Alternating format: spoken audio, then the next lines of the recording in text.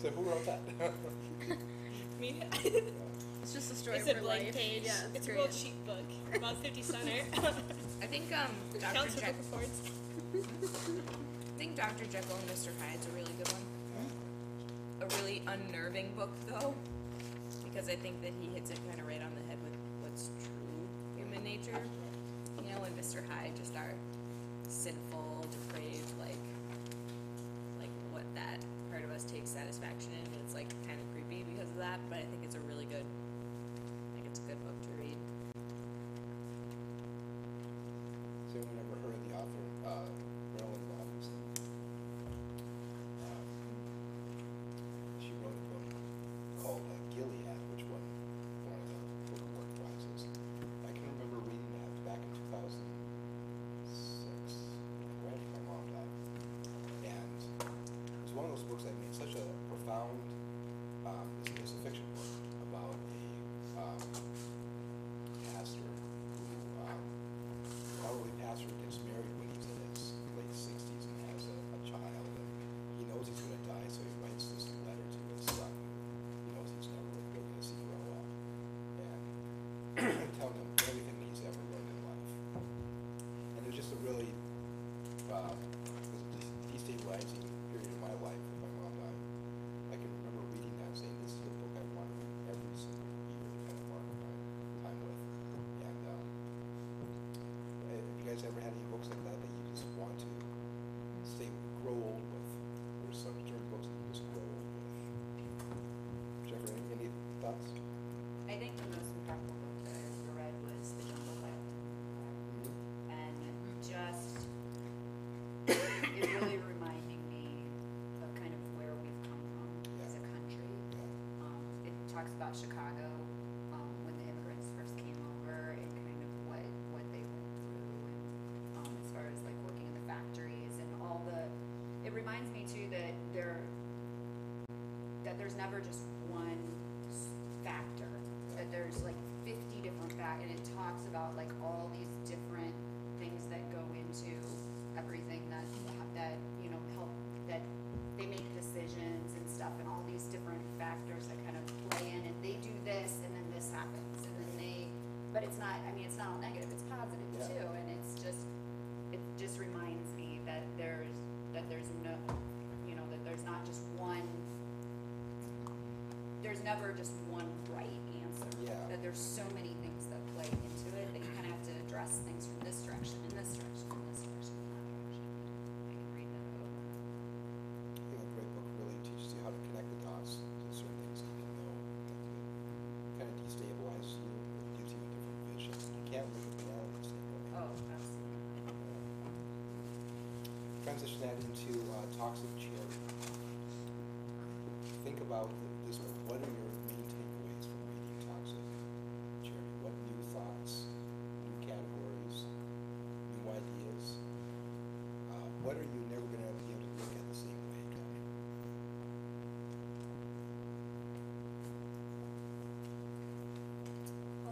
My mom, every year on her birthday, she likes to do a huge party for children with disabilities. Yeah. But then she doesn't like them. She doesn't like them. No, she doesn't. So The it's children or the parties? like children, like no. But I feel like she does it to look good for society. So then I just now that after reading that book I realized that she wasn't really doing much by providing a meal. And that's not maybe it looked impactful at the time, but I don't know. Yeah, anything that keeps the power and balance between us and them.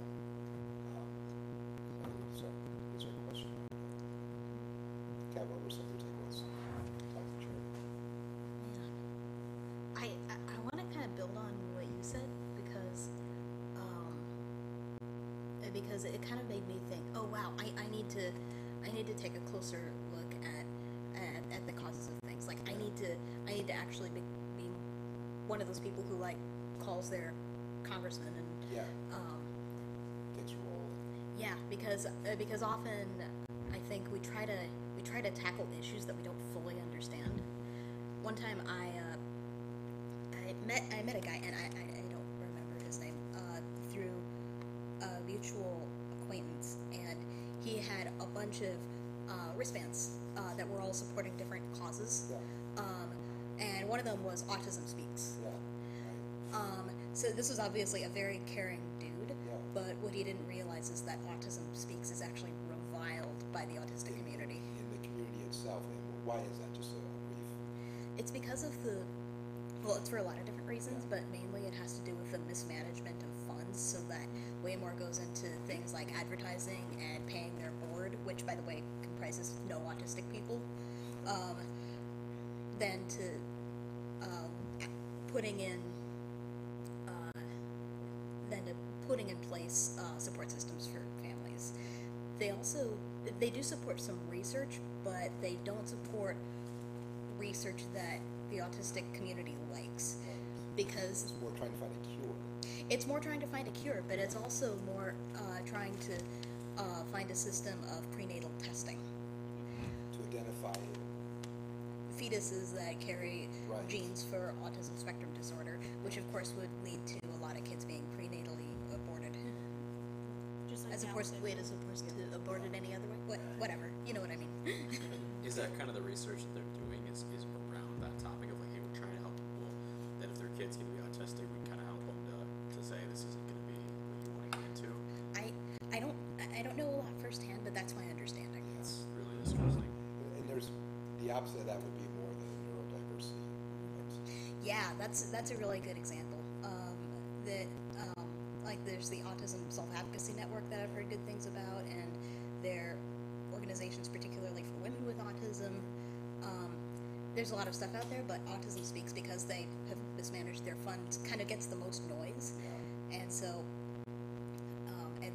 people believe, hey, if I want to support autistic people, I should go to Autism Speaks, when actually Right. you need to listen to the people themselves. So they're not being like an advocate. Yeah, they're not really doing what they're supposed to be doing as an advocacy group. Yeah, That's really sad. yeah. They're trying to eradicate autism rather than celebrate. We're asking the question, we had friends that, what's the right gender? There's no right gender, right? So what's the right way for the brain to work? There is no right way for the brain. There's a diversity of ways that the brain can process information. And we need to be expanding our view of what is normal to include those that don't think exactly like neurotypicals. So Yeah. Other categories, back to toxic charity, things that you're looking at differently now because of that. I think I've looked more at what charities do use their money for. I think that's been really interesting and even within the church world too, when you look at church budgets, you're like, okay, what percentage of this budget is actually going to, missions or going back into the church, and what percentage of it is going to, advertising and paying for the staff and paying for the retreats of the staff, and all these different things that go on. And it's really sometimes kind of sad to be able to see that, how much money is really spent on things that we don't really necessarily care that much about, and doesn't further the church or the mission that we're supposedly giving towards. I hear that, awesome. And most of, well, shoot, all my jobs, my adult life, have been in nonprofits, frontline staff to executive director. And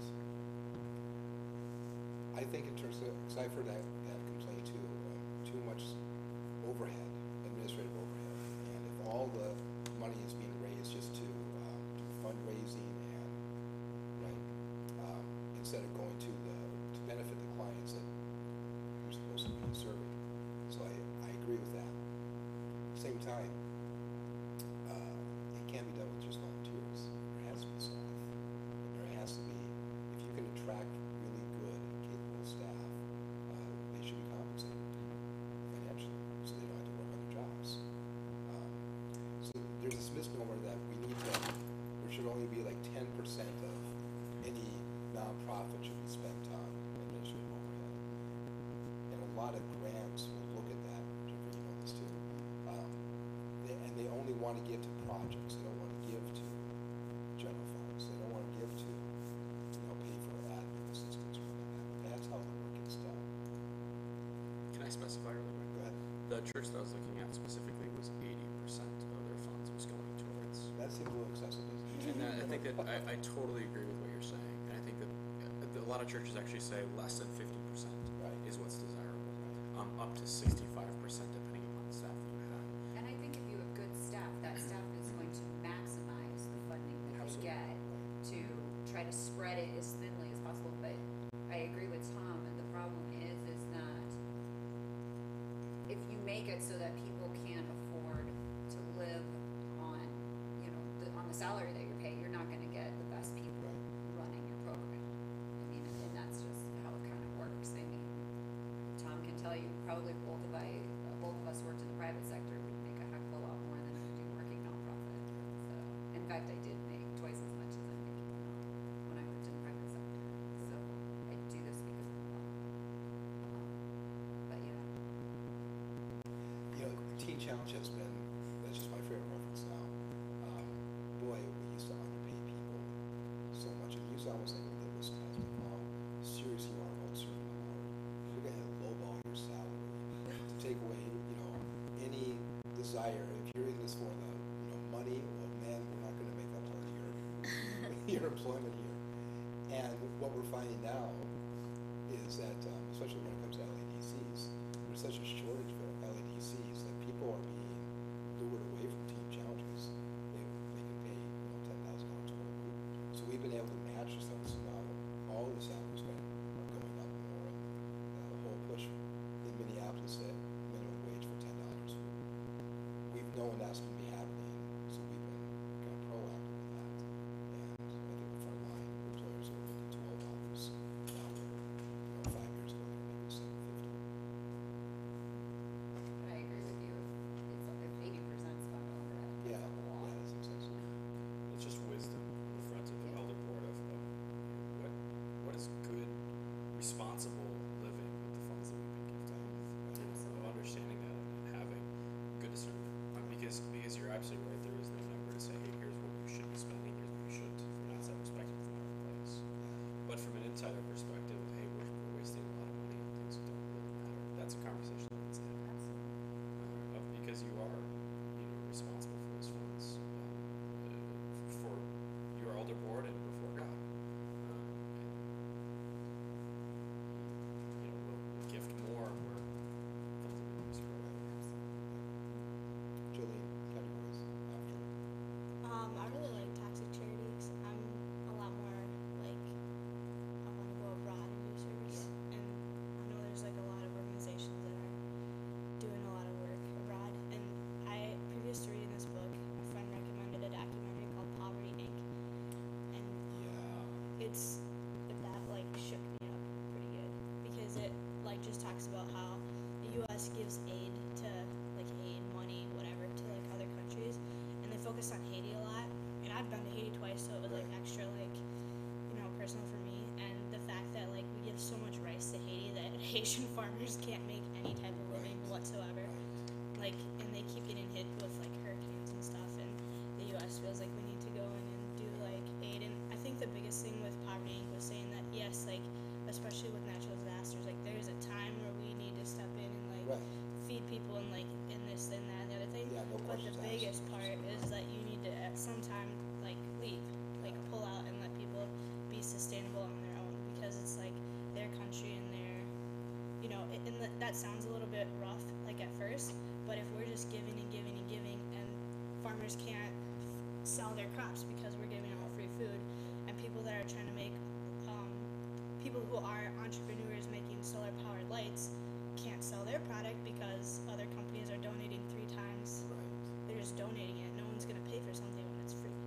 So like that. So then toxic charities sort of like came alongside that in a lot of like different ways. Would that So be it was really appropriate interesting. video to watch it? MissionShift, you think? I would have. Have you seen it before? before? Is it on Netflix? Yeah. It's on Netflix. Yeah, it's on And it feeds into the creating dependency thing. Yeah, absolutely. That it's the great white, Yeah. parent is taking care of That we dump a lot of money in. One, we don't know where it goes. Two, it gets lost in the shuffle. And most of it goes to the government, not the people. yeah, which is super corrupt. But then the government resells the food. So there's a phenomenon, you've heard of the white savior complex, Yeah. that we alone can solve the problems of the world without recognizing that we're causing a lot of these problems at the same time. So we tend to look at one solutions and we turn a blind eye to what we are doing to be complicit. We wanna do what's easy. Right, right. Instead of taking a cold hard look at, maybe we need to re-examine, maybe we're part of the problem. One thing that toxic charity taught me was that like just the act of just giving like in that way is like not a form of love. It's not loving God because you're not really teaching people how to take responsibility for themselves. And like I was just thinking about like what my mom does. Like I love my mother, Yeah. but then there was this time when I was dating a guy who's American, and she said I couldn't date him because his brother had autism. Yeah. So there's a chance that I could Right. introduce sickness into our family, and I was just so upset when she said that. And I realized you don't like them because they're these people to you. So I just feel like when living in Africa, like growing up, like we did have that white savior complex, Yeah. and we just felt like we don't have that relationship. People will come, give us money, and leave. We never had that relationship, so there was that white savior. Yeah, yeah. Really, takeaways? Yeah, I spent the summer in Uganda, so I'm just, my brain's Good kind of like, process now. yeah, going all over. I think there's a lot of truth that's been, like, everybody shared, and I agree with what everyone said, and just, like, serving in Uganda, like, taught me the value of partnership, and not the saving, kind of, like, we'll give you this, free stuff, and we're giving you all these things, and, oh, we're so thankful, and then we leave, it's, I built so many such, like, strong relationships and learned so much from the ministry they were doing there. And so we did two things. We partnered with Youth for Christ for a while, and then we partnered with Pathways to Hope, which was a smaller organization. And what they were doing is they were helping women who were coming out of prostitution and helping them like establish themselves. And they were in the process of building up this like chicken farm where like the women could live and work and then go and sell, the eggs or different things, and like learn different like house, like domestic things like making, certain pieces of clothing or jewelry and like selling stuff like that too. And it was like all them. Like there was no, American partnership with that other than us just coming in and serving alongside them with whatever they needed. And I think when I was reading Toxic Charity, it was really like, I'm really glad that I had that experience in the back of my head while I was, because like it was never meant to be, a big swooping in, rescuing. That's never been our role, and God doesn't even do it like that with us, and with the Savior, with Jesus, He came here, he swooped in and He was our Savior, but there's that relationship with Him. It's not, oh, okay, I'm cleansing you of your sins, you're in heaven, I don't have anything else to do with you. So I just think that it touched on a lot of really like negative things that are being done, but then also like bringing in kind of that different Yeah. model, the Could be relation, different. yeah, There's that mhm, as well. yeah. So, Just kind of what everyone's been saying. Making other people dependent, on your service, like to Thailand, we're teaching Sansa.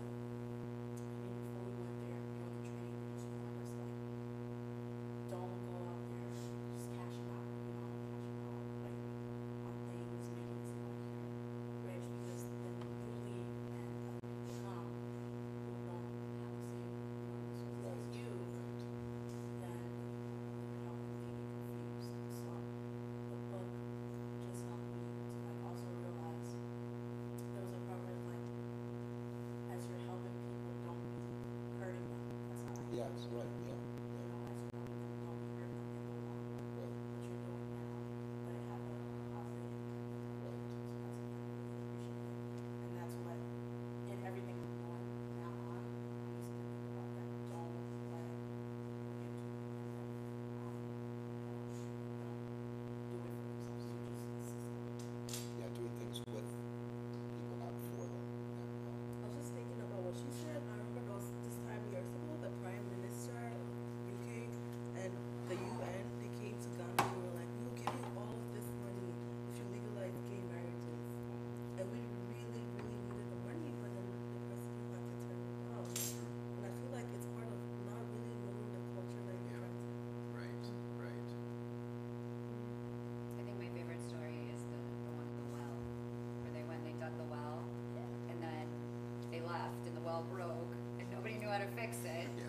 back the next year and they fix the well and they leave again and it breaks again and the women are going, you know, hiking miles to go get water again. And, you know, there's this process and finally they go, oh, light bulb, we should probably teach somebody how to fix the well. I'm like, I think I would have figured that out after the first or second. That whole, ask the people what they really want and then help them so they can achieve it. One part that resonated with me, close to home, was when the woman opened the door to see the Christmas gifts from the, someone who just got out of prison, and that was a really good impulse to want to help and want to not question it, the motives, but the man comes out the back door, and then talks about basically you just emasculated that man from his family by showing that he can't provide for Christmas gifts, and that was completely off their radar screen. So does that mean we should never give charitably? I don't think I'm saying that, but give with wisdom and expand your radar screen of what you're aware of, and look at that good intentions are not enough. There's a big takeaway. Good intentions by themselves not enough. I want us to watch this video, and one thing that we've wanted this class to give you some more experience, getting outside your comfort zone, building bridges, also just creating new categories. And I don't want to give away this video because we'll watch it, and but I want you to know that sometimes it means that we need to, the same way that if you're in Microsoft Office, you have to go up to the top and create new file, right? We have to create a new file in our head that we haven't had a chance to put things in yet. When we're faced with, we rely on what we've done, what we know, and the situation before us requires a different set of skills and a different set of, just a different mindset. So to have that humility that we could be wrong on some things, and to have the grace to kind of follow where the Holy Spirit's leading. So I want to play this quick video. Actually, it's about 7 minutes.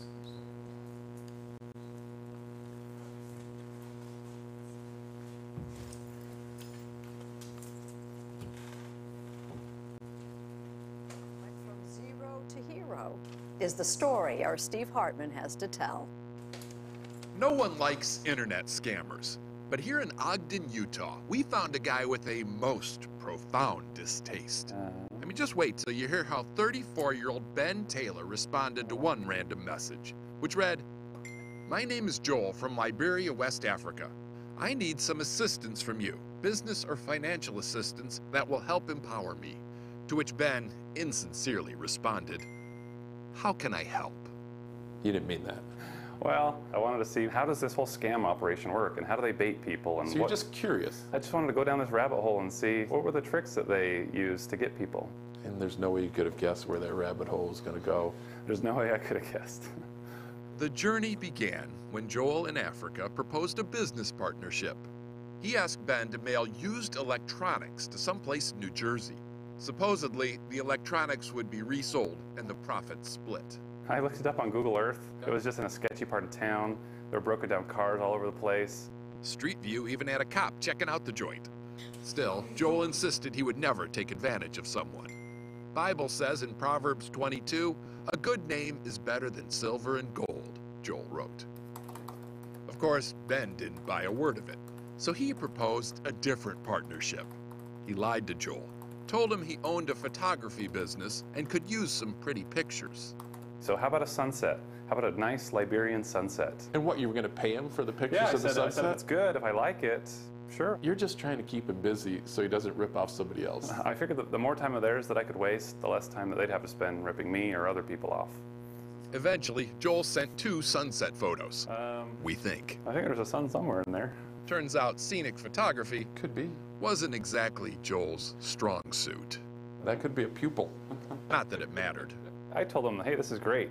Oh, you told him this is I great. said, this is a good job, but I think you need a little bit better of a camera. So Ben actually spent $60 to buy and mail him this shiny red one. Now this has gone beyond wasting his time. Yeah. Now you're wasting your time. Yeah, so I'm investing my money.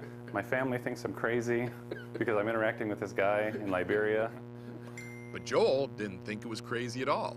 He wrote, "I've decided to really commit and devote myself to this business. What other pictures you want me to take?" Ben replied, "We've got to work on your photography."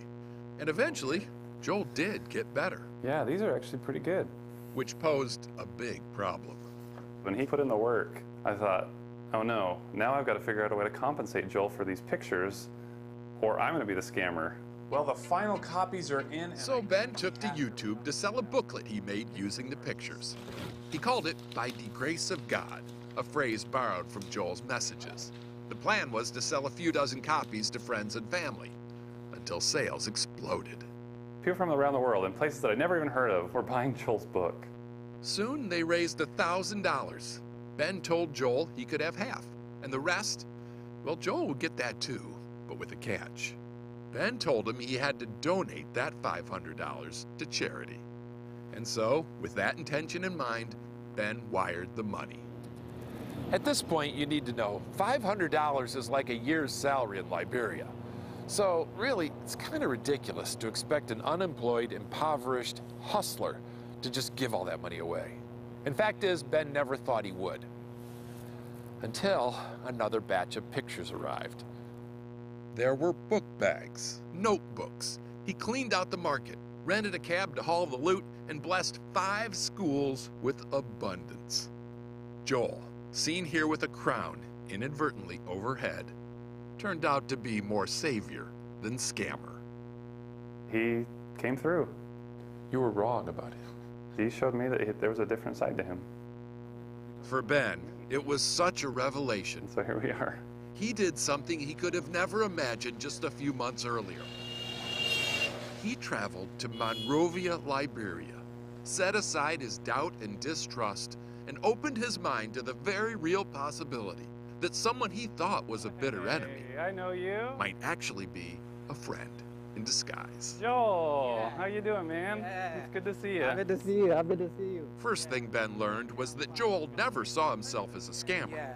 Joel saw his trolling more like a friend search. Were you looking for a friend, or were you looking for somebody to give you some money? The person gotta be my friend before Before I'll give you some money. Before they can give me some money. Yeah. So somehow you found Ben on this phone? This is how. On that old dinosaur, You got Facebook on there? Yeah. Joel used to send Facebook messages to strangers, hoping to find some way, someone to help him out of poverty.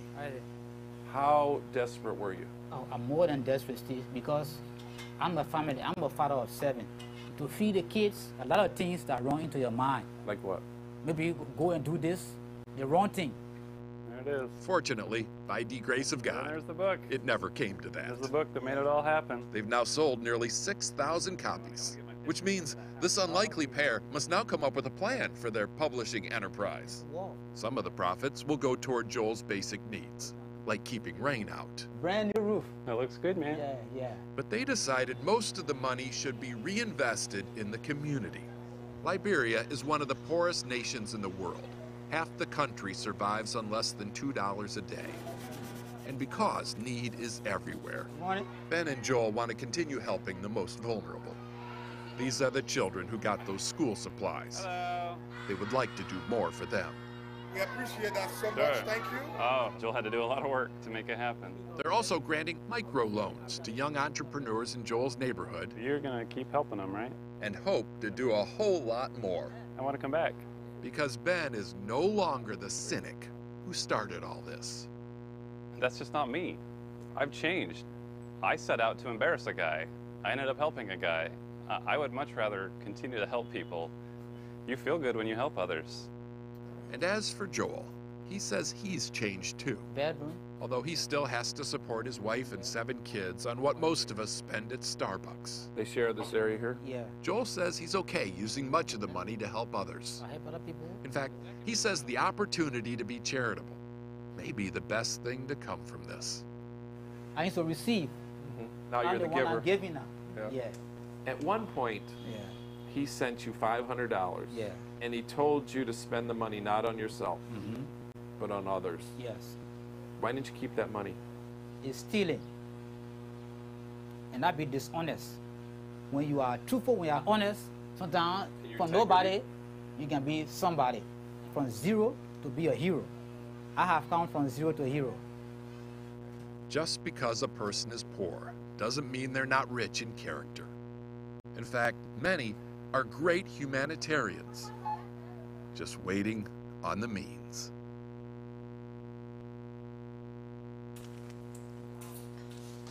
What do you guys experience when you watch that?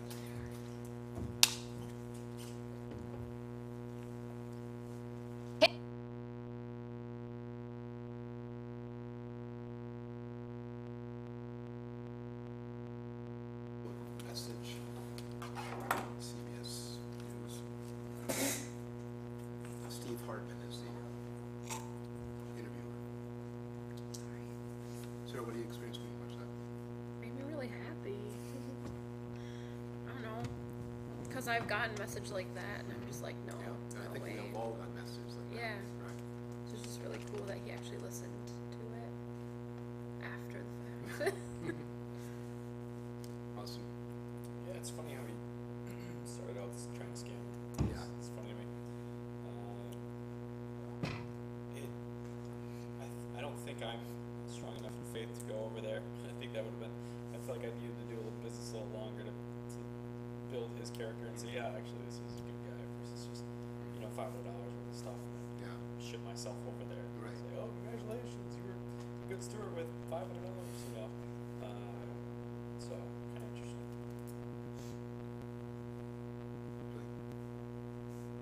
Yeah, I liked it too. I thought in the beginning he was gonna catch a scammer. Right. But it turned out to be really different. Yeah. So it was cool how honest he was too. So what did you experience watching that?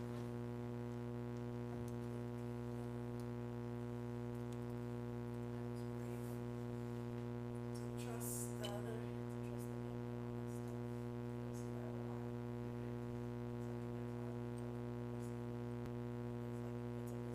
Right. Right. Right. So it's really surprising.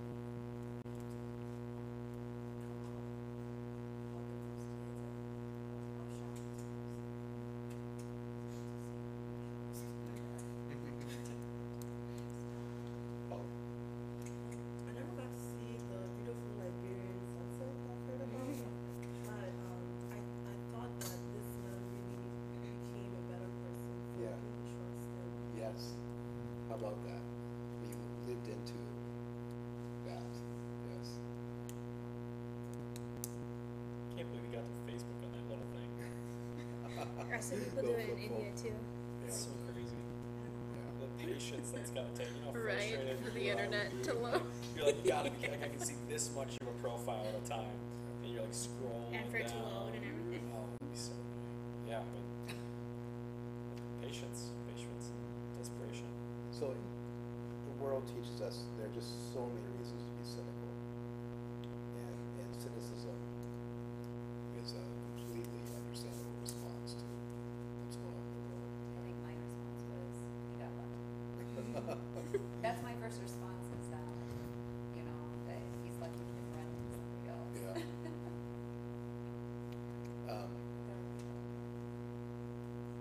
Jim Wallace, who runs Sojourners in Washington, D.C., said, cynicism is the sanctuary of smart people giving up. Cynicism is a sanctuary of smart people giving up. It's easy to become cynical and not trust anyone. I think as Christians, we have the lead of the Holy Spirit to teach and guide us on truth. And I'm thinking back to when we had Brian on the homeless discussion, talking about the question was, Brian, as a homeless person, how do you know if you have some money to give to people holding signs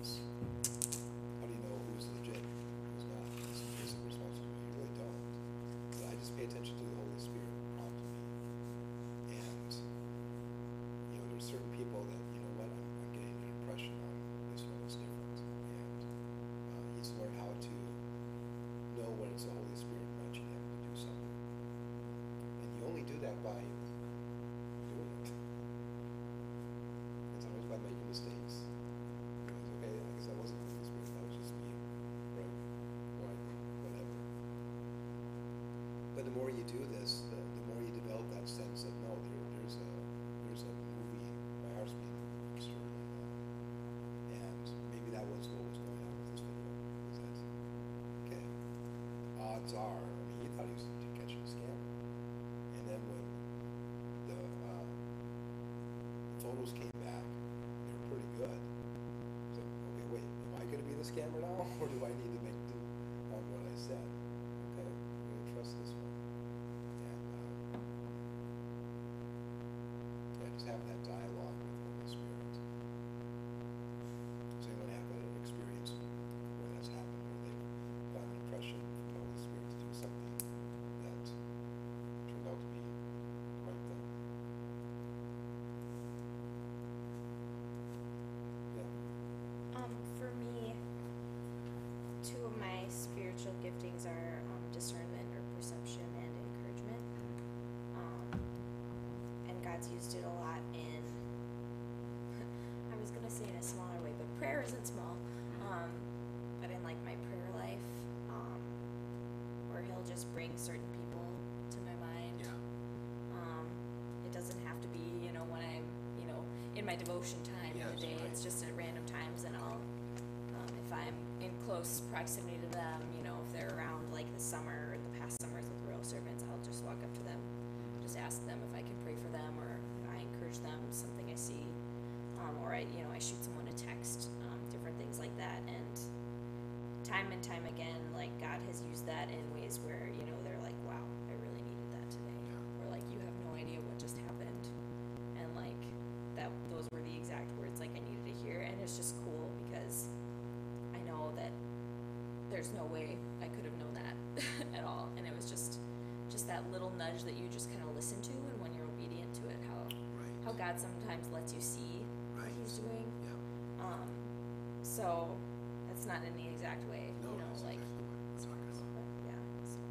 Anyone else have a story of? I don't mean to make every insight that I have boil back down to autism, but this one kind of really does. I don't recognize faces in a normal way, which is actually pretty typical for people on the spectrum.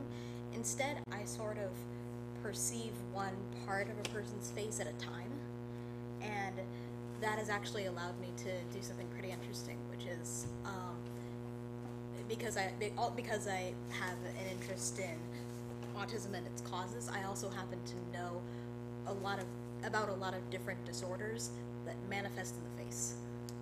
And so I can look at the different parts of a person's face and know if they have Williams syndrome, for example. And one time this is part of a different story, I was in Alaska on like a whale watching trip. And I was boarding the boat, and I saw this little girl come on, and I noticed that she was wearing headphones. And my first thought was actually, I want those. My second thought was, oh, that must be an autistic kid if she's wearing headphones that aren't plugged into anything. So I thought, well, autistic kids never get smiled at, so I'll just smile at her. Hey there. And I noticed that she actually notices me, and she just flashes me a big smile back.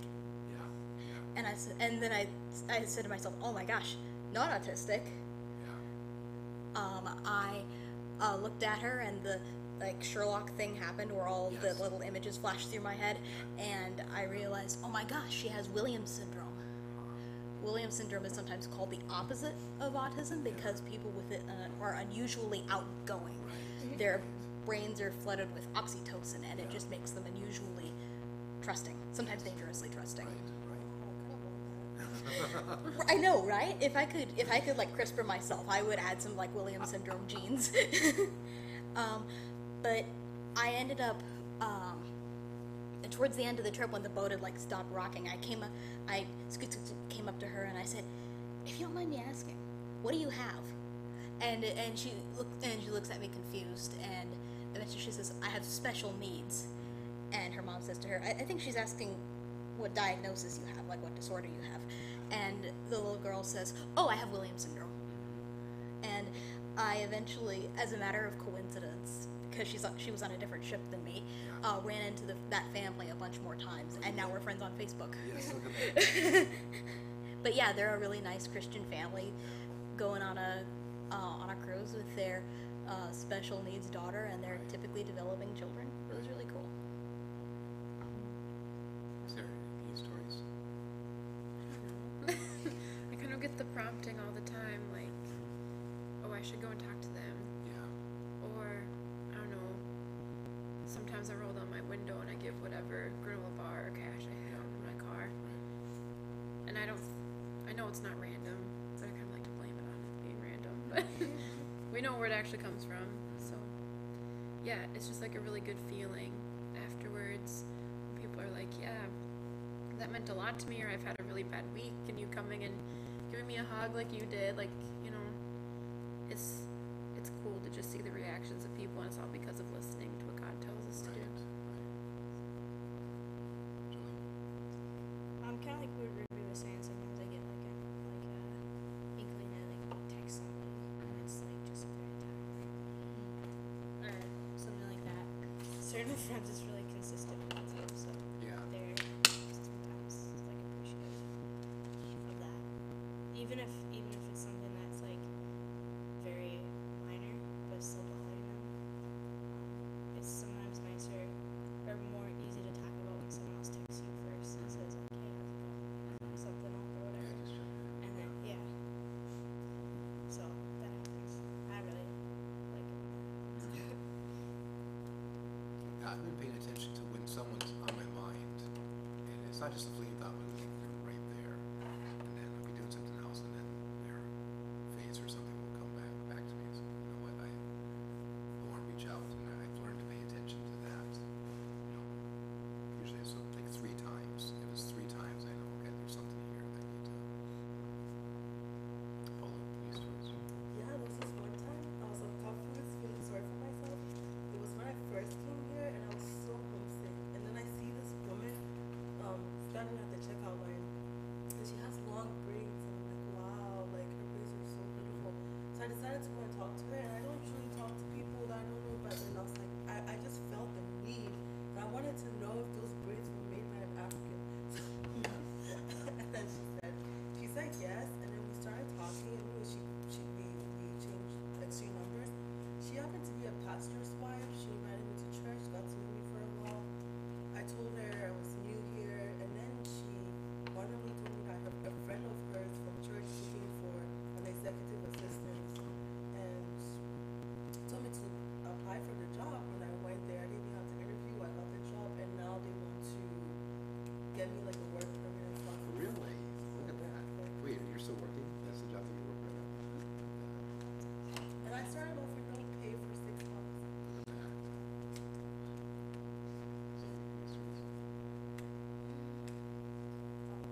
But this one's really simple. Just there was somebody I used to church for a long time. Yeah. And then I was on my way to church on Sunday, and I was just at the light, and then her name just came to my mind. I haven't seen her in so long. Yeah. And then when I got to church, she was there. Yeah. It was so weird, and I was like, I know you think I'm saying this because Yes. I'm seeing you, Right. and I'm just saying it to say, Right. but I was literally just thinking about you. Yeah. And it was cool. How do you think they felt being remembered? She just started explaining all of the word. So she wasn't at church for like months, some weeks, but I guess she was coming to church for like a week. But it was just so random. And this is not someone I'm super close to. Yeah, right. So, but I was like, don't think I'm like lying to you. Yeah. I was literally just thinking about it.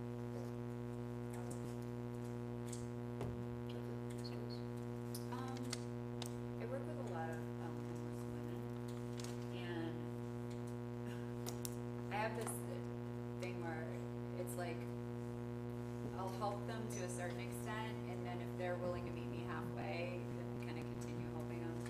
And I think the Lord has just really brought people to me and said, "This is," and what's interesting is when I first started doing it, I would resent it when they wouldn't do their half kind of thing, and eventually eventually the Lord just really changed my heart where he said, you need to do what I tell you to do and don't worry about what they do. If they don't do their part, then that's on them, but you need to be doing what I'm telling you to do. And some of them were like, you know, that they were right there wanting to help themselves and willing to utilize the resources and that kind of stuff. And other ones, the Lord was like, you know what, you can only do your part, and then it's on them to do their part, kind of thing. But I want you to do your, and not to be cynical about it, not to be resentful, but just to be like, okay, Lord, I'm doing what you're telling me to do, and who knows whether later on somebody else will come along and pick up where I left off, or they're not quite ready yet, and they'll be ready in the future with someone else, or you know, whatever. And so it's just that listening to, okay, what does he want me to do? Let me sprinkle about that one. Yeah. Does anyone hear golf? You know golf? Like putt-putt? Mini golf? I know, I don't. Mini golf? I don't either, but I read. I used to read a lot of golf magazines for some reason. And I would go to the driving range. I wasn't raised on golf at all, but I started golfing and just going to the driving range. And you can't just pick up a club. You have to hold it the right way. There's a grip that you have to have. There's a whole thing called swing and what I'm going with this is one piece of advice I'm reading about golf is when you tee up to be 100% pure in the intention and 100% unconcerned with the result. That's the golf swing. To be 100% pure in the intention. So you have the ball right there, right? And you practice your swing. The golf swing is really hard. It takes 60 days to change your golf swing, and that requires hitting 60 balls for 60 days, and you don't see the improvement until the 61st day. So there's a whole craft to know this. But that phrase, to be 100% pure in the intention and 100% unconcerned with the results. So knowing that I know that I don't know where this is going, and I'm going to be pure in my intention and how I'm not, God is not, that's not my responsibility of what happens after this moment. It sounds a little bit like it's contradicting what we're reading about in Talks of Charity, because good intentions are not enough for me. There's a balance here, and you can't, in recovery, you can't work harder on someone else's recovery than they're willing to work themselves. And yet you develop a sense of, oh my goodness, I'm doing more work than you are right now. And that's where you learn how to pull back just a little bit, let them come forward, for them to rediscover the reasons why they want to change their lives. But in teaching and mentoring, just that golf philosophy to be 100% pure in the intention, and that intention is not to create dependency. That intention is not to glorify yourself or to make yourself look good. That's not the intention. That's not being pure. The intention, doing the right thing because it's the right thing to do, even though it's inconvenient. But be focusing on that and completely unconcerned with what happens after you hit the golf ball. Like that was that Zen moment in golf swing. Let's take a 5-minute break. We're going to come back and then we're going to go through some of the applied summary papers, have you guys share some insights on that. And then the other thing we'll be doing rehearsals for. Okay. So Jennifer and I, we've been doing this for a couple times now. What have we found to be very helpful for the rehearsals? Why do we do these rehearsals? We do these rehearsals, I think, so that you guys kind of know what we expect, but also then you guys feel a lot more comfortable because you're meeting our expectations. I think that's the easiest. So this space, would it be that room? Would that be a good room to do a rehearsal? Or where would you recommend? Well, before we were just having to get up and talk on the stool. Yeah, okay. Yeah, let me think that through. So the idea is that we want to give you a chance to kind of go through your presentation for next week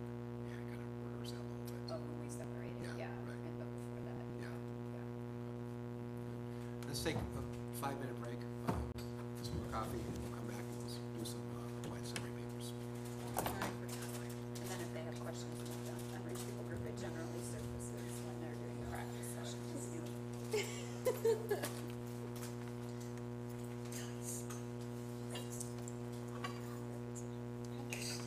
She got weaker.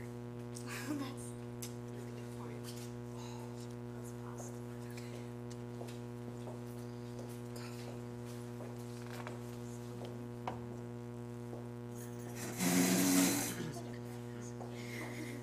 Well, I know that we're gonna talk about our papers.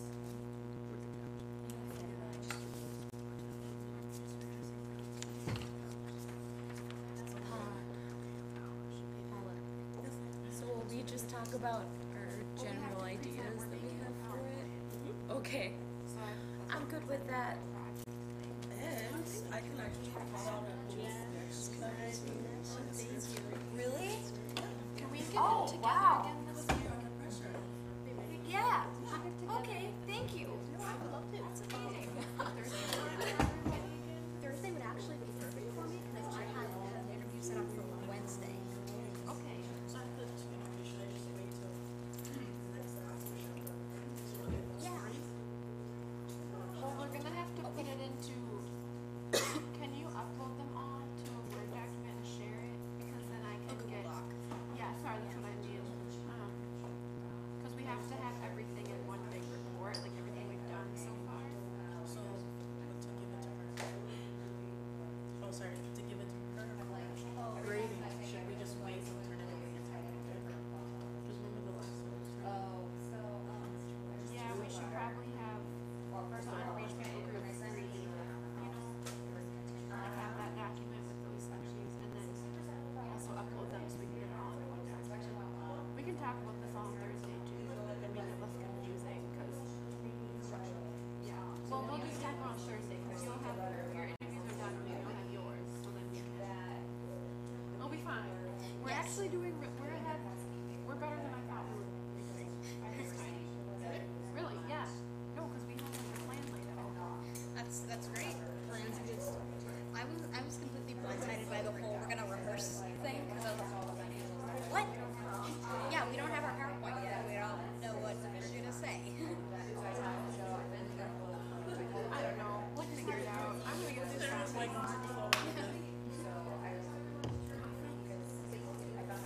Maybe we'll just pitch our ideas and say, hey, this is the thing we thought about. I've been told that to this point that everyone that I thought would be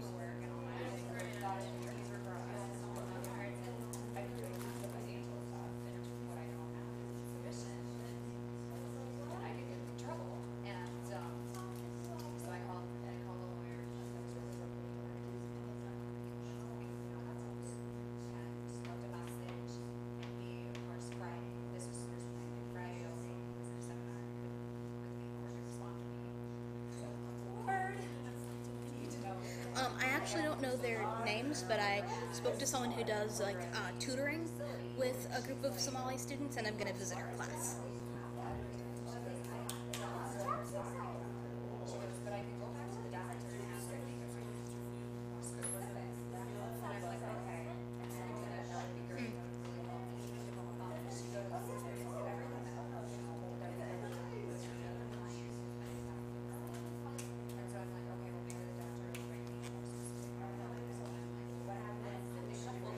Hey, Sarah.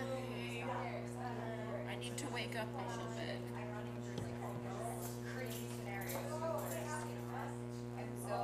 Like your pen. Yeah. Zoe. Nice pen.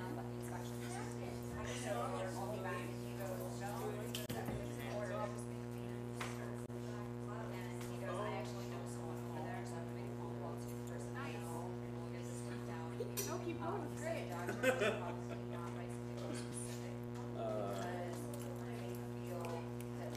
I'm so tired of getting delusional. Yeah. You know. Just try really hard to like keep the eyes open. Just moving. Moving helps. Yeah, there you go. We can just have a dance party for the whole rest of the time. My brother has a puppy, and every time I go and watch the puppy, it damages my brain just a little bit more. It damages the puppy? My brain. Puppy damages my brain. I mean, he's so cute, but like, he's exhausting at the same time. He has so much energy. Yes. We're waking our bodies up. Wake up. Go run and jump in the snowbank with the snow. Some parts of this. Hey, how's it going? I was thinking, instead of just like meeting for like tea, we'd like to watch a movie together. I would love to. Can you pick the movie? Oh yeah, sure. Okay, good. I was gonna say, do you have one in mind? But yeah, I can pick something. Awesome, and then we can talk about it over food or something. Yeah. Cool. Yay. Is this for a project or something? No, it's just me and you hanging out. Okay. I'm on a diet, so I'm trying to make it all about food. I feel that. I love that idea actually. My treat, so yeah.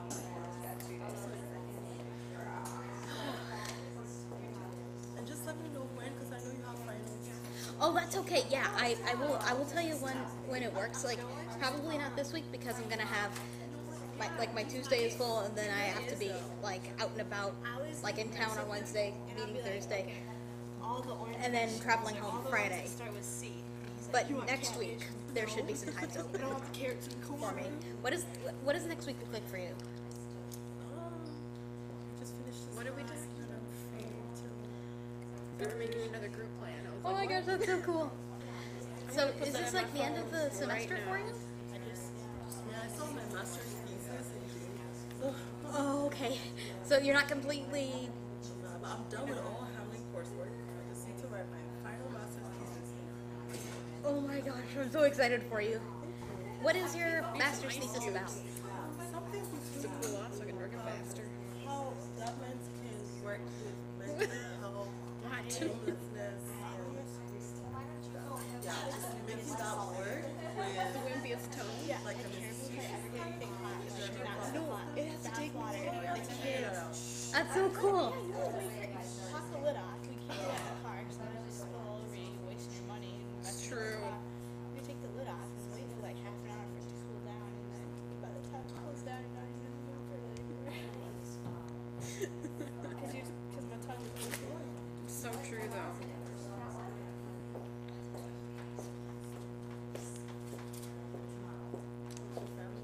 I don't know. I'm getting loopy.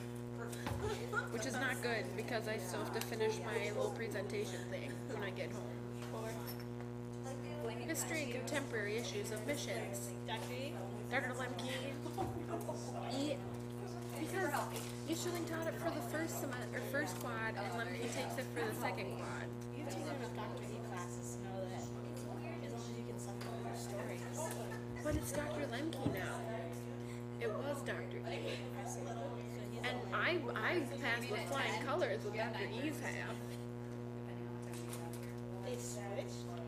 Yeah, they did half and half. Oh, interesting. I know, it's really annoying. Because we all got in the groove of Dr. E. Yeah. And then Lemke, he just makes us read these articles, and then we had to pick 2 articles and then 1 interview thing. So I interviewed Dr. Bell, because he's the greatest. Yeah, he is the greatest.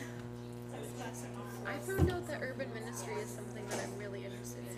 I didn't think I was as interested. And like. Yeah, you should take urban ICS. I already did. You already did? Yeah. Oh my gosh, that's so exciting. Yeah. I'm sorry I'm eavesdropping, but that's so exciting. What, urban ministry? That they found some field that you're super excited about. Yeah. I'm pumped. I didn't know I was that interested in urban stuff. But now We could do it together. What should we do? Something urban. Okay, well, you have to graduate first. Give me a year. Okay. It'll be fine.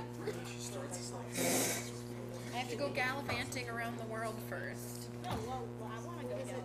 Well, I'm going to be on the ICS trip. You should have signed up, man. Why can I chaperone? Yeah, do it. I'm more responsible now. You'd be chaperones with Dr. Payne and Dr. E. Oh, Swerve. that's swerve. Does Dr. Payne have really hard classes? Because that sounds like that should be the case. His name was Les Payne. They spell it P-A-Y-N-E though. But See, I spell it differently. I was a doctor. My Everyone wanted Dr. Les Payne. my grandma, Of course. My grandma worked with a pediatrician whose last name was Slaughter, and his first name was Isaac. He would sign his name I Slaughter. Yes. That's I want to meet this person. He's probably dead now. But Sad. yeah, he worked with my uncles because they also had It's CR. like relatively Yeah. biblical. Like, It is. Yeah. Abraham almost.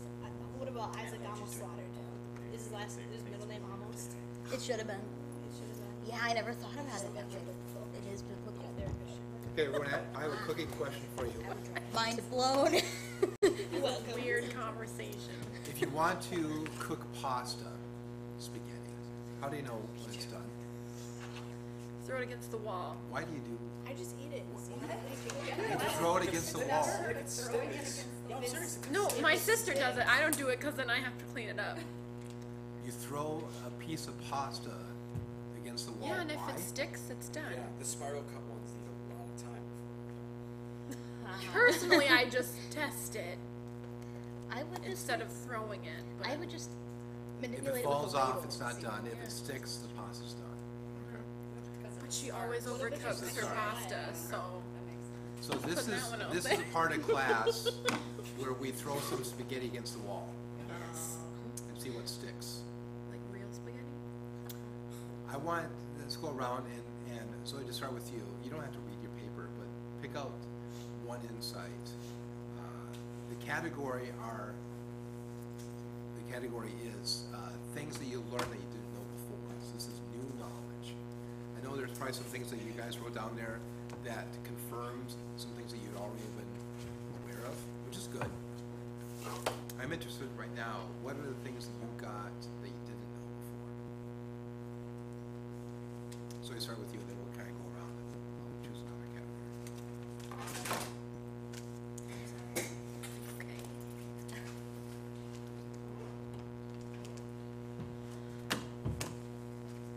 Tell you what, let's do this popcorn style, so anyone who has something, then we'll just, I want to make sure everyone has a chance to talk. Kat, go ahead. I actually forgot to write my applied summary paper. I'll have it next week. Okay. What I learned that I didn't know before, that stuck with me the most, was about the prison industrial system. Okay.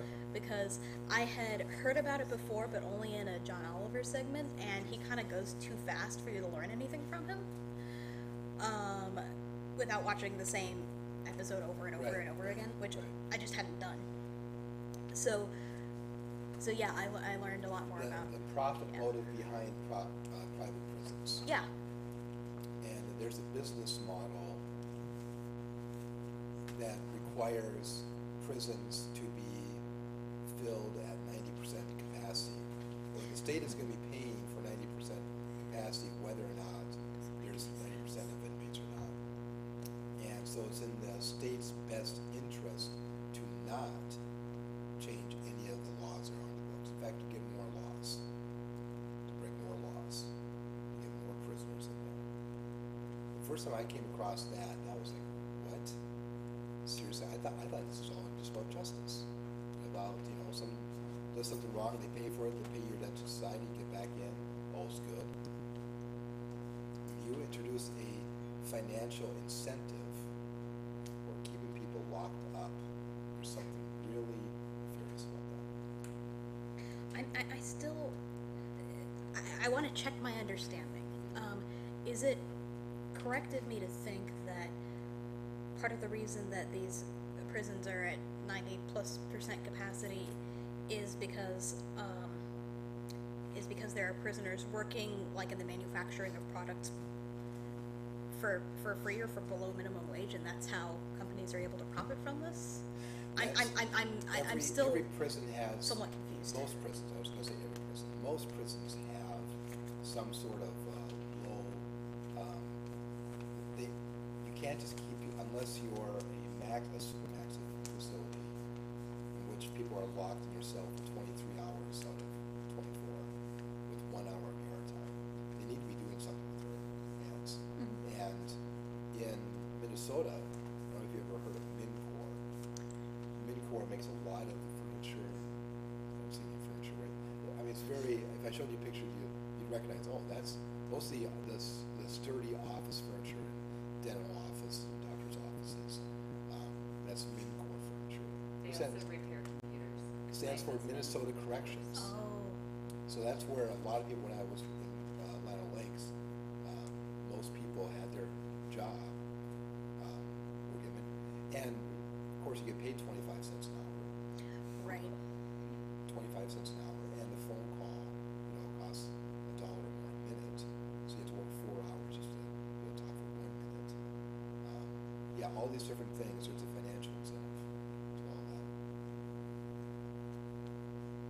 But the real profit is in the private prisons themselves, the sheriff corps, and the immigration, the way that if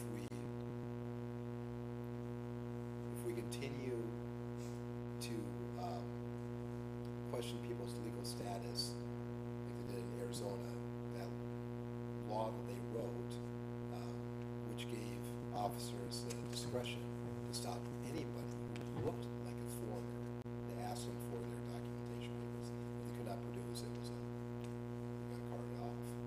But that was written by the private prison law, verbatim. They didn't change anything about that. So it's not about justice. Makes me so angry. Yeah, it should. It should. That whole anchor. Other takeaways, things that you didn't know before. Well, but with Kat, how are you going to implement that into what you plan on doing outside of here? Yeah, what are you going to use? How are you going How are you using it? to use that outrage? I want to change my buying habits so that the money that I work for isn't going to support a system that I consider evil. Every state has a philosophy of corrections. Minnesota has a much more restorative model of corrections. And you look at, they tried to do a private prison in Minnesota. It didn't work. Why is that? It's out in Appleton Prairie. And it was a private prison that was built, it only operated for, I think, 5 years or so. We didn't have enough prisoners. They had to have a contract with Washington State to import prisoners from Washington and from Georgia and from Hawaii. And they still couldn't make it work. And the way that private prisons make money is that, just like anything, you cut the overhead. And so you, instead of paying people to come in and teach classes, well, if you don't have classes, you don't have to pay teachers. So there's just so much idle hands, and there's really nothing for them to do.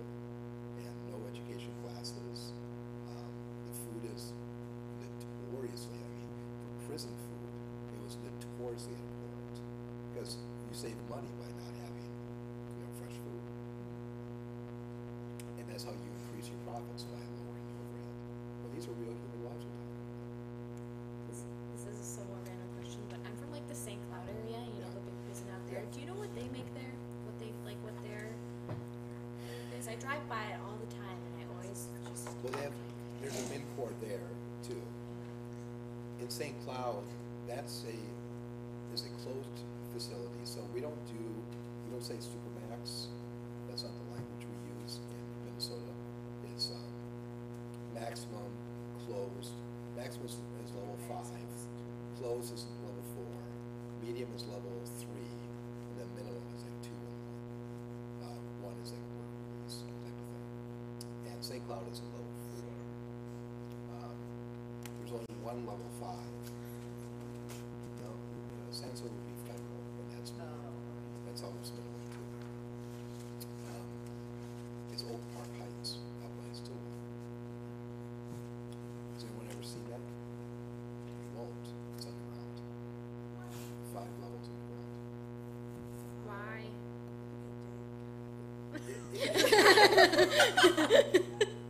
That's the main takeaway. There's an inmate that had escaped how many different prisons? The prisons that no one can escape from. He was there for 10 years. And finally he said, okay, I give up. You just can't escape from Park Heights. And you can't see it. You can see it. It looks like a one level driving by it. It just looks like anything out in Stillwater. But most of it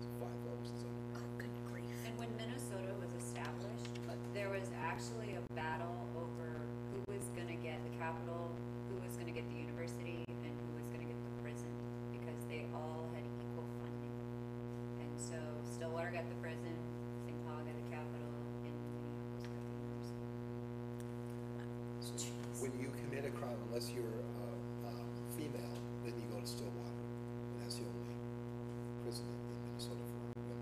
Prison for there's jails, but prison.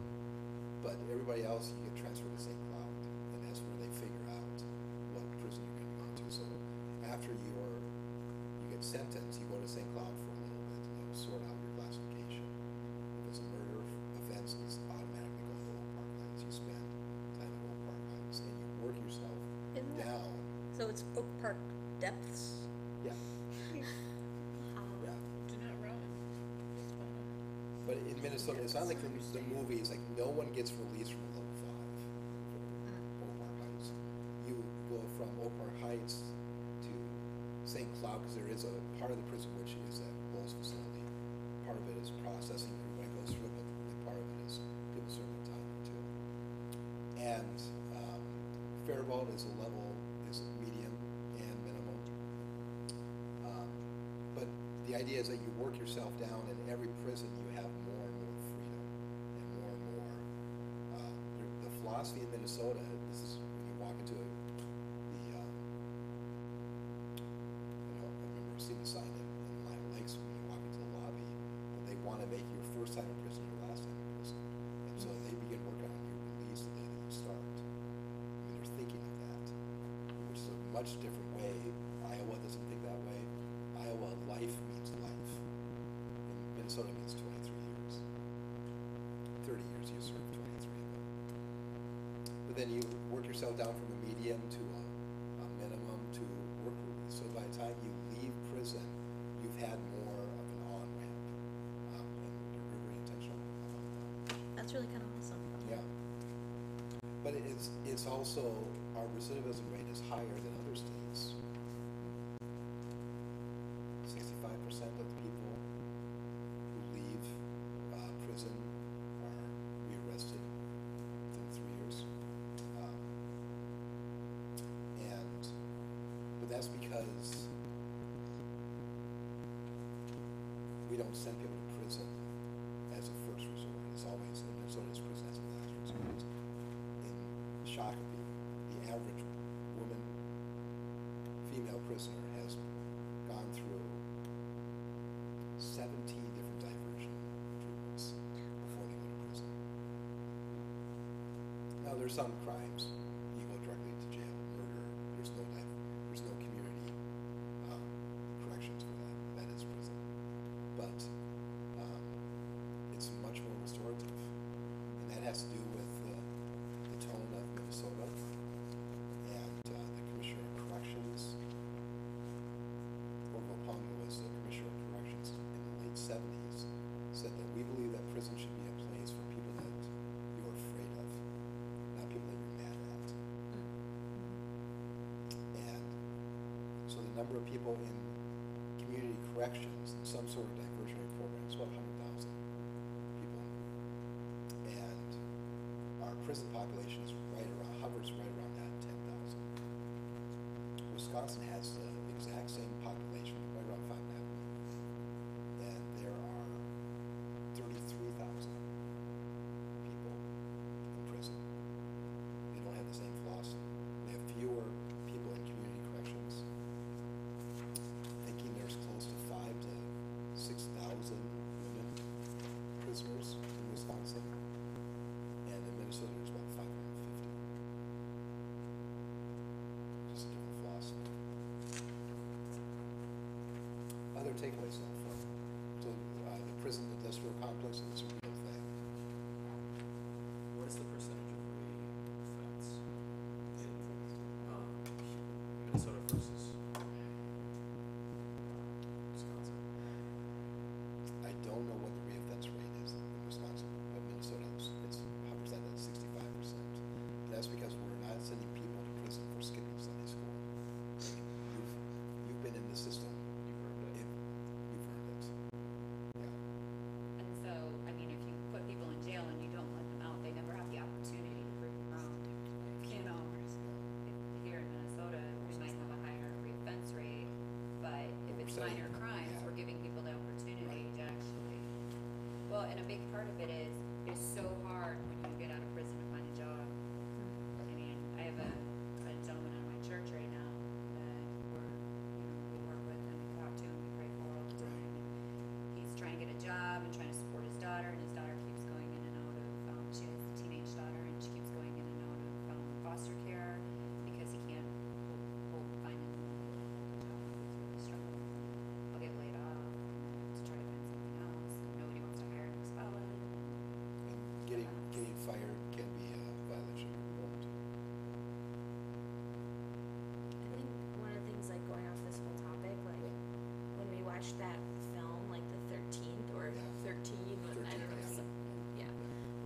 variation of 13 it was. I didn't realize how profound the impact was of the war on drugs, and like I didn't know really the history behind that, and just seeing how that unfolded, and like the main thing that stuck out to it for me was the difference between the punishment of possessing a gram of crack versus a gram of like powder cocaine, and like how just mad that made me, because it's the same thing, you know, and it targeted the poor, in which case were the African Americans at that time, because they had just come out of like slavery or going through the civil rights movement and all this stuff. Of course, that like it was just it just made me so mad, and it gave me a new perspective on that, like how, you know, in all of the debates at school, like just hearing the different sides, and then like how there needs to be on, you know, the white person's end a side of I don't understand, I don't know, help me understand, you know, and I know that my views are probably wrong. And then there also needs to be the side of forgiveness and like willingness to teach, like on the other side of things, without like the butting heads. It just like it gave me like a desire to learn more and understand more, and it was really sad, like, and angering. So I don't know, just that movie brought out a lot of emotion, I guess, in that. So what do you got? So just what we said, there was actually an incident that happened to me a couple weeks ago. I know Joster with an online class, and just what I appreciate, how she said there needs to be willingness and stuff, but also I feel like there needs to be faculty, you know, teachers who will address the situation, because some faculties don't address the situation of race and all of that. So I did a presentation on the Jim Crow laws and the Jim Crow, and I just asked a question about mass incarceration and back to slavery and the Jim Crow laws, and a guy, he just stated something about, to sum it up, he just basically said how the reason why a lot of black people are in jail for drugs is because we don't feel drugs as bad. It's a part of our culture. We don't see it as bad. That is why we're probably, you know, around it a lot, or that's why we're getting arrested for it. But that's not the case. I don't know if he knows about the history of the war on drugs or the movie The 13, but what I really appreciated was the professor, she actually, you know, told him, watch this movie, you know, to get an understanding of how far it goes back, like why this is happening. And, you know, I emailed her and I told her, you know, thank you for addressing that. You know, not a lot of people do it because there's problems sometimes in classes and situations that teachers do not address those situations. Yeah. And she was just like, I'm holding myself accountable, and institutional racism is, we have a long way to go with that. And she's just like, and it's really sad because, and I was like thinking maybe he didn't really know, so I didn't try to be too offended, you know. I was like, you know, he still has something to learn, he doesn't know a lot. And she's just like, a lot of the times people of color have to, you know, play that role. And I don't know, I have the email, but I don't remember everything. She was just saying, you know, some of color oftentimes have to take that role, and yeah, and be the one saying, oh, you know, and it's okay, you might not know, and get educated and stuff like that, but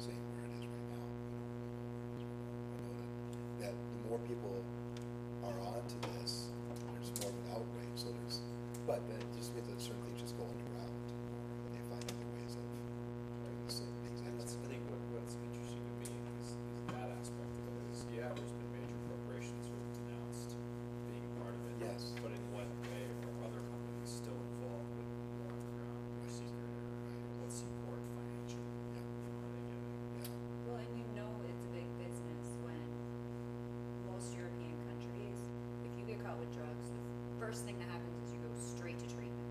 I mean, like literally, do not pass go, do not collect $200, go straight to treatment, and that's why like Sweden and Norway and so many of these other their drug usage level is like really low compared to ours, because they're getting people into treatment right away, and they're saying, okay, obviously they're dealing drugs because they're taking drugs, and if they're taking drugs, we need to figure out why they're taking drugs, why are they self-medicating, and get them clean, you know, and help them to get clean and that kind of stuff. In our country, where instead of putting money into treatment programs, we're putting money into locking people away for years. It's just crazy. And they're expecting prisons to be treatment programs, and they just don't have the people to do that. Other insights, takeaways from the class? Things you know before. I think I'm gonna take away what she just said and use that for my master's thesis, because I think that's really like important that we find a way to use progressive punishment in this country instead of what we're doing right now. One thing that one quote that came to me was how like God desires that all who have sinned will be forgiven, and that means a deep form of freedom for all, and just the fact that like if we have been free, we should have the responsibility to free others. It's so easy for the people who are underground, especially in the prison system, because they're not seen, to just like move on with their lives. And I just feel like if this was more in our faces, it would make more of a difference. And I don't know, like one thing that I really took out of it is just the fact that even when people do come out of these prisons and they don't have lives, some people are prone to depression and suicide. And I feel like once they're there, if like the world could go and meet them where they can't leave and just try and show them that this is not the end of it. This right.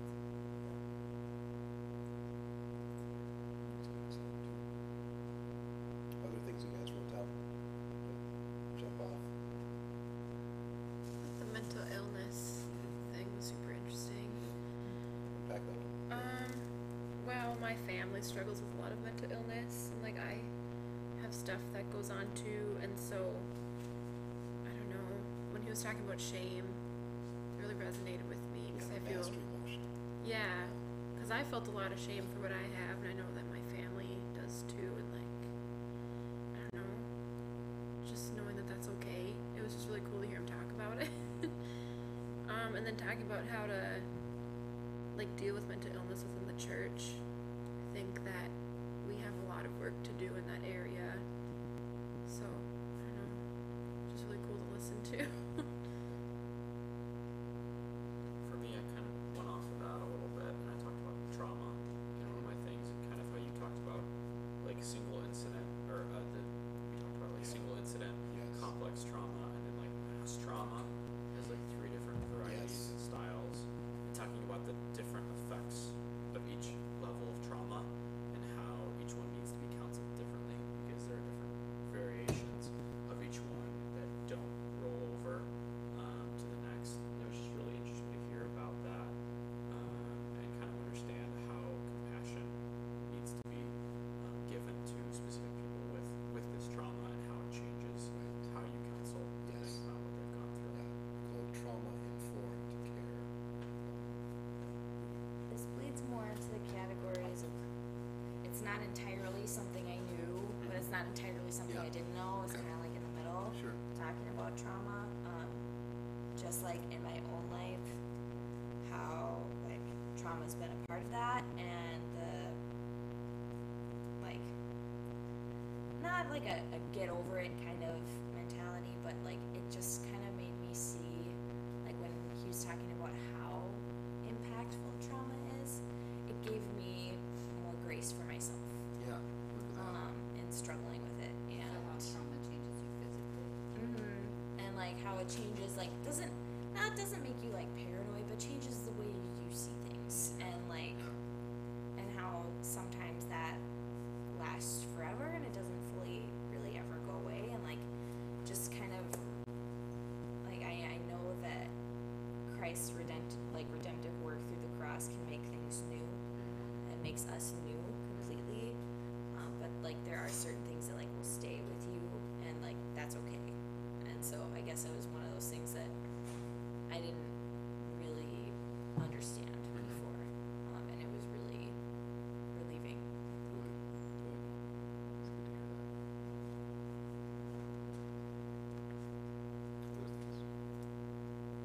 wish that I would have gone into more causes of mental illness. Something is, I don't know, it's not all trauma. So I just like, I don't know, I've done a lot of research about this. So it's like, I don't know, it's just, it was kind of frustrating because a lot of people blame, well, my brother has schizophrenia. A lot of people blame that on like, my parents must have done something horrible. Right. Which isn't the case. Right. Not saying it was a perfect home, Sure, but it, right. you know, but my grandma had it, and we have mental illness like all throughout our family. And then he started drugs at a very young age. So it wasn't trauma that brought that on for him. So I don't know. I wish that he would have gone into more of like other things. But yeah, it's just a comment. No, trauma explains a lot, but there's still a part that is still not, still mysterious. Yeah. Because I know my parents, like, they really wanted to know why he got it. We didn't really know it was a generational thing. And they felt really bad because they were like, well, we must have done something wrong. Then they were like, no, we were good parents. We did the best we could. But then people automatically think that they must have done something horrible for Andrew to have gotten something so horrible. But, yeah, it's not true. Just read this one book, Far from the Tree, and he's quoting somebody else that's talking about the person that, and I forget his last name, but he was responsible for, I think, introducing that idea that schizophrenia comes from the mother or something like that, or having being a cold, whatever. Too bad it was on my dad's side. Sorry. It was, Being you a know, cold whatever. having the parents blame themselves, and this person who was talking about this says, you know, outside of Hitler, this person who said that was the most evil man who's ever existed, who's caused the most damage by promoting that theory. Outside of Hitler, he said, there's whoa. Introduce the idea that it's the parents' fault for that the parents are to blame for. That's horrible. A leading theory of autism back in the day was that it was caused by so-called refrigerator mothers. Yeah, right. Yeah, they thought that, and maternal coldness, actually, I don't want to understate that. That can lead to some problems, but autism is just not one of them. Like going off this, like, I'm wondering what the balance is between like your own, like things that are going on in your own head and like also the responsibility of the parent. And like I'm gonna ask your guys' opinion on something that happened in Sauk Rapids last week. There's this 8-year-old boy who brought a butter knife to school and he stabbed 3 children at the school. And they went to the hospital and he was 8 years old. With a butter knife? With a butter knife. Like, and it's like, How is that physically possible? it's like, Do a hard enough, I suppose. right, but I mean, just like thinking about that, like an 8-year-old boy, you know, with like a dinky like kitchen, like it makes me wonder, like what on earth would make this 8-year-old boy want to do something like that, you know? Like it baffles me, and I don't understand, and like it makes me wonder like what his home life, you know, must be like for him to do something like that, and like just the darkness there, and so I think it's not like if he was determined to do that, like there's nobody that could have stopped him, you know. But like at the same time, it's like there's so many different factors, and just like wondering like what must be happening in this child's life. Like, you know, we see the school shootings and all these things that happen that are horrible, and it just like to think about a child, you know, like 8-year-olds that I know, they're like the sweetest little kids, and like just thinking of them being capable of doing something so just like icky. I think one thing to understand, and I'm really concerned about the fact that the media seems to so desperately want an answer that they want to blame it all on mental illness. And I'm concerned about that because the majority of people with mental illness are not violent, but yet this portrays all people with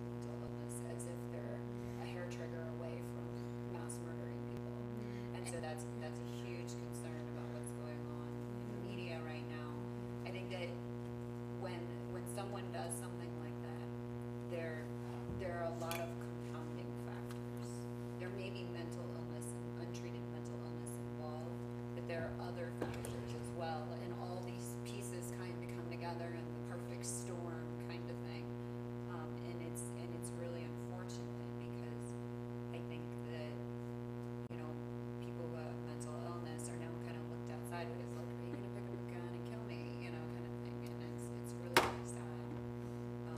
Sin plays a huge part in it too. Oh yeah, and I'm not saying like the news. It didn't say if he had like any sort of like mental illness or anything, but like just like all the factors go into it. You know, like his background, his own personal, like what he was dealing with. Yeah, arson, nature's a huge part of it. Like just different, like. Did you watch Split? Did anybody here see I Split? hate that movie. It was so For real? scary. It was Why do you so love that scary. movie? Because I feel like they really did a good job. Like I've seen a lot of articles talk about how they did a good job of actually portraying it, other than like the very end. And the like amount of people. The like he had kidnapping a inside. person though, that made me really upset. The Beast. What's that? What is it until the very end?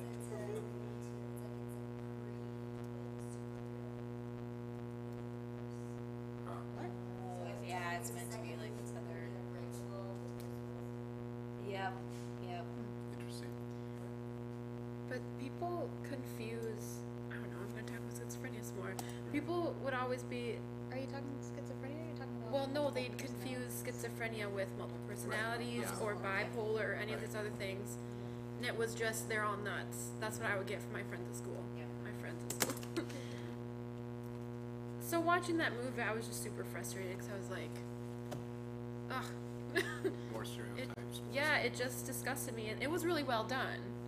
But it was like, this is playing into the problem with what's going on with mental illness in our society.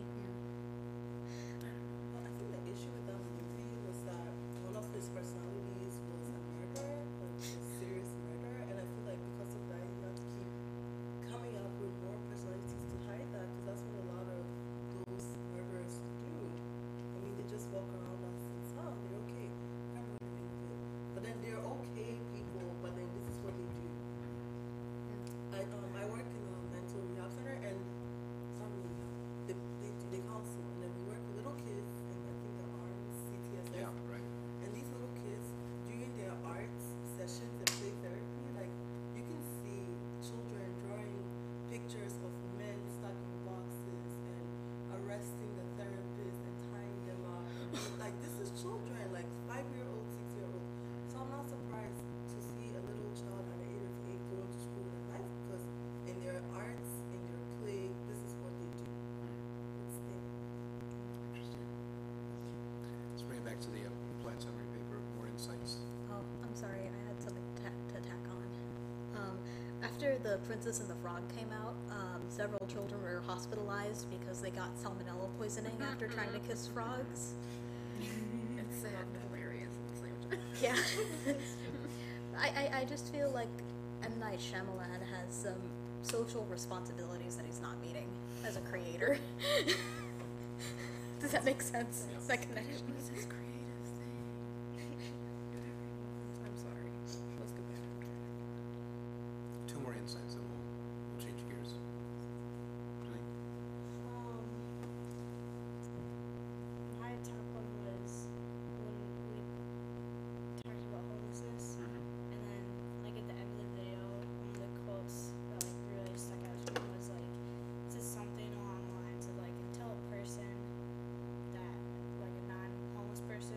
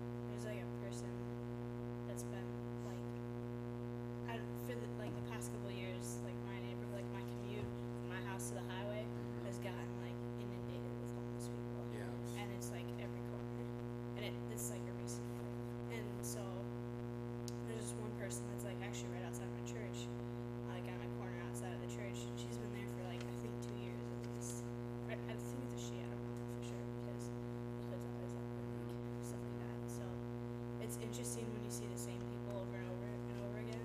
There's a guy that like I come home from work at like 10:30, 11, and even in like the cold nights, he was like huddled there all the time. And I was like, I'm pretty sure you're the real deal if you're outside in this weather at this like hour. So it was super interesting. I just really enjoyed the like homelessness night discussion. How do I apply that? Just the like I always wondered what to do. I think all of us like we see most people like what do we do? There's all these things that like go through our heads. If we give money, then this might happen. If we give food, like is this person actually hungry? I've had people. I tried to give somebody granola bars, and he gave it back. He said, "I don't need that," and then he walked away. And I was like, "Okay, well." And I was a little like salty for a second. I was like, "Well, maybe he's like allergic or something." Yeah, That's whatever. Be 100% pure in the intention, 100% unconcerned.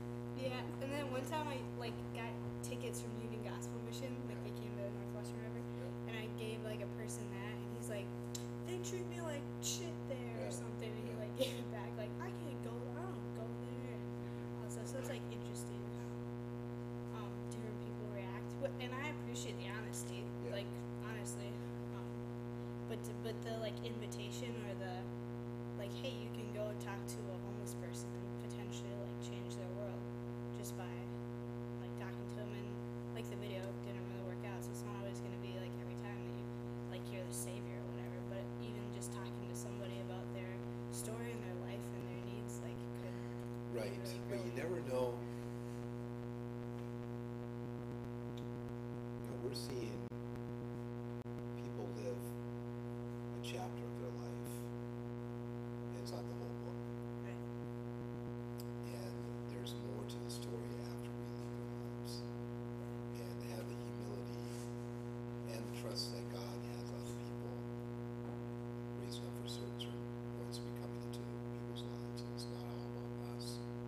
Billy Graham is famous for saying, it takes 17 people to lead someone to the Lord.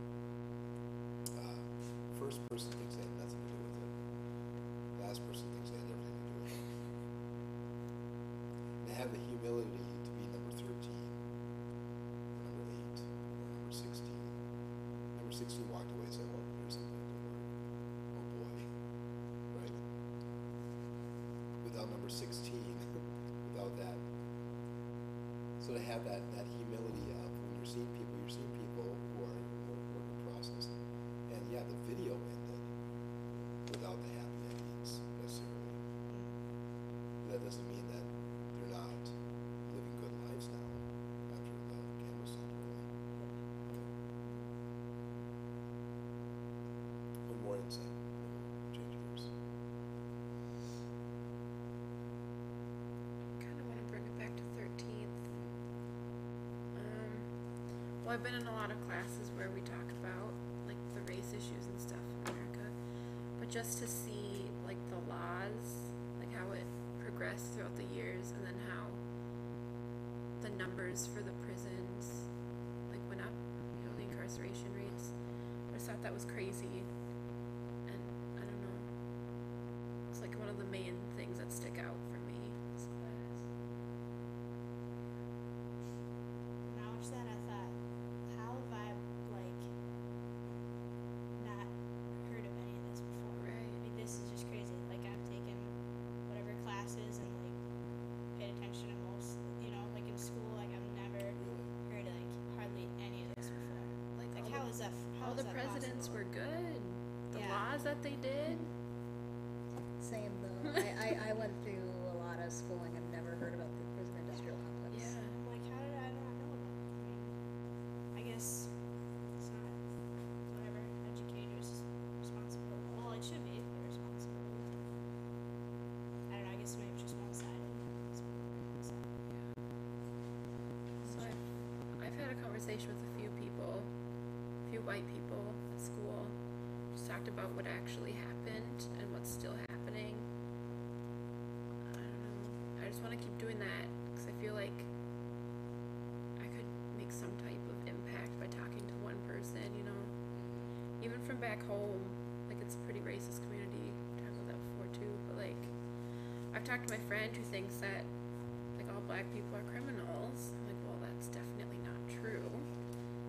white people aren't awesome, you know.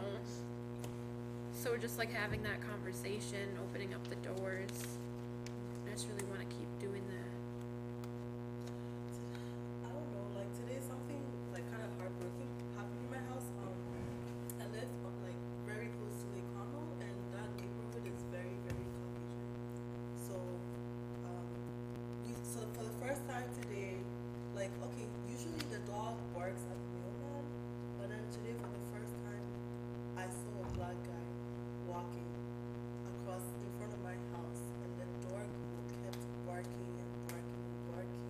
It's never done this before to any of the neighbors, and it's like in my head I was thinking like I told the owner of the house maybe you need to teach the dog not to bark at the mailman because some of them are cute, and then she said Yes, Paula. and then she said that he's been trained to bark at threats, only at threats, and I'm thinking well, that mailman was black, and today this guy was black, so I was like, wow, that yeah. And I don't know. How did they train the dog? Like what That, does that that's even not mean? your imagination. My grandfather had a toy poodle. Her name was Sugar, and and she was actually so neurotic to begin with that the poodle breeder like couldn't stand her. Like basically paid my grandpa to take her, even though he had young children. Just little dogs. But he remolded Sugar in his image, so it was a racist alcoholic poodle. Like he would like he would feed it beer. My neighbors did that. People do that. Anyways, keep going. But yeah, she kind of was, you know, evil towards everybody, but especially towards their black neighbors. They lived in Oakland, California, because she noticed that my grandfather would get more agitated around black people. Can dogs not see like in color? Well, they can see shades. They can see if something is lighter or darker, but they can't distinguish red and Isn't green. like faded color too, like really bright colors are just like muted, I think. Maybe. This makes me feel things on the inside. Yeah, dogs are red-green colorblind. They're not metaphorically colorblind. I mean, I know the house owner is racist, but for the dog too, like, makes me come like, I'm just paying rent. Last question. So what are some action steps you guys are going to be taking as a result of some of these things?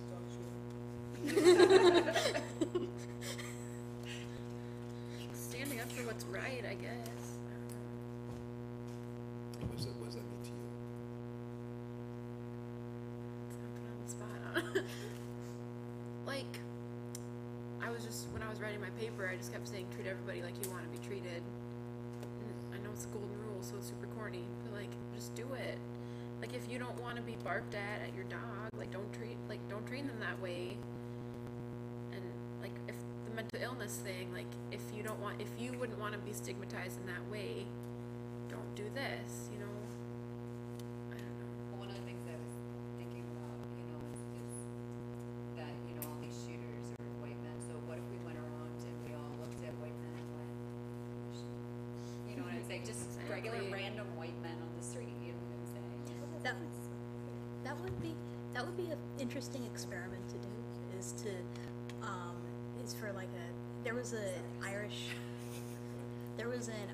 pub that, what was this in observance of? I can't think. No, it was St. Patrick's Day, of course. There was this Irish pub that was set up that started turning away any customers who considered themselves Irish. Basically just making the point that, look, it wasn't that long ago that you would have been considered not an American. And maybe we need to take a harder look at race relationships today.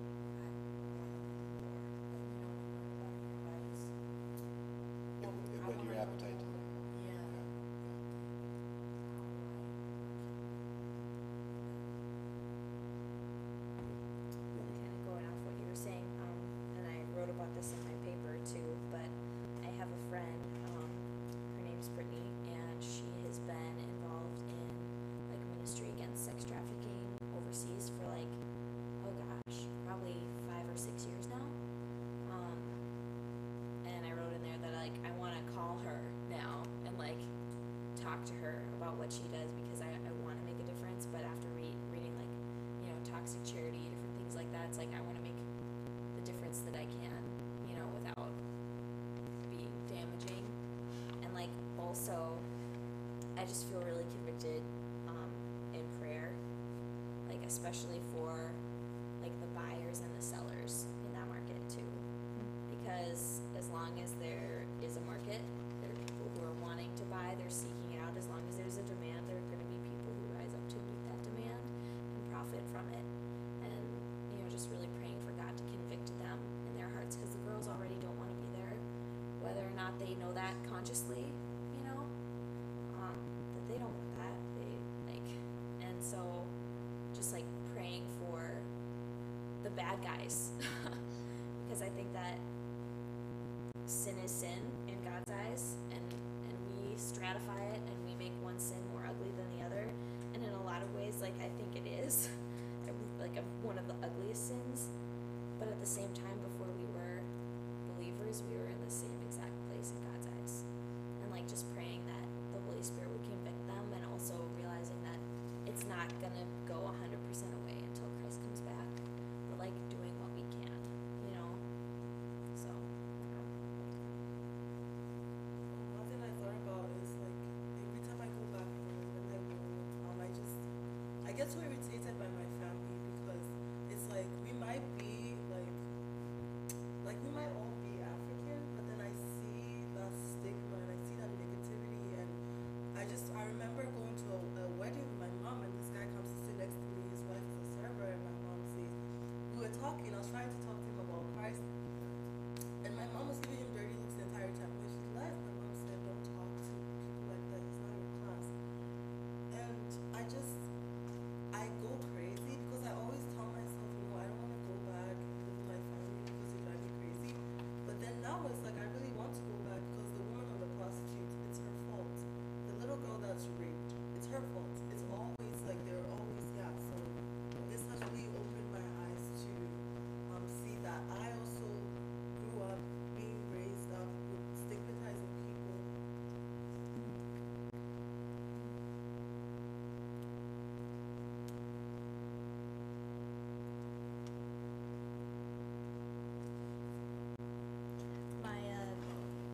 My dad was driving me into the Phillips neighborhood to visit my sister when she was in the hospital a few weeks ago.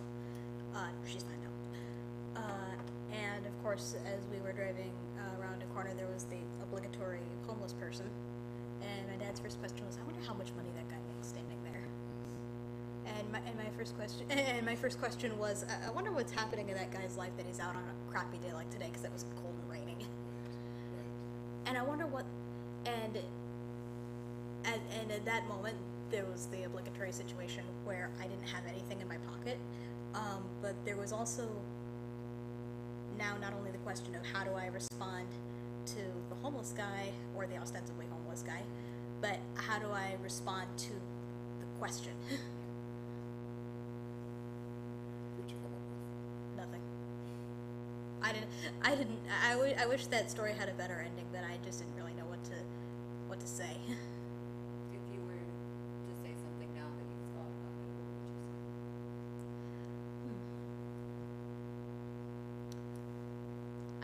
I still don't know, because there's the route where you could get really confrontational and be like, you have 3 cars in your garage and you're asking how much money someone with a sign makes. I mean, come on. And yeah, I don't know what I would say now. I haven't quite figured that out yet. But I think that the biggest thing about this class is that it's made me try to figure out. It's made me want to figure out how to handle those situations differently. Like maybe instead of carrying cash, I could basically have like a business card where I just have like my email address and my phone number, and say, hey, talk to me, and I'll put my research head into things and try to figure out how to get you what you need.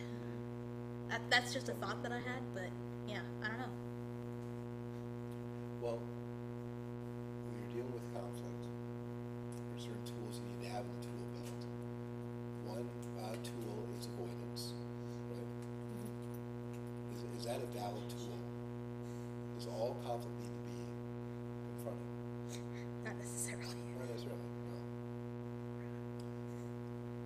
what's happened is that that's, in our culture, that's one of the only tools that we have. I'm not saying don't use it ever, but when that's all, as Abraham Maslow, the only tool you have is a hammer, then everything starts looking like a nail. That was Maslow?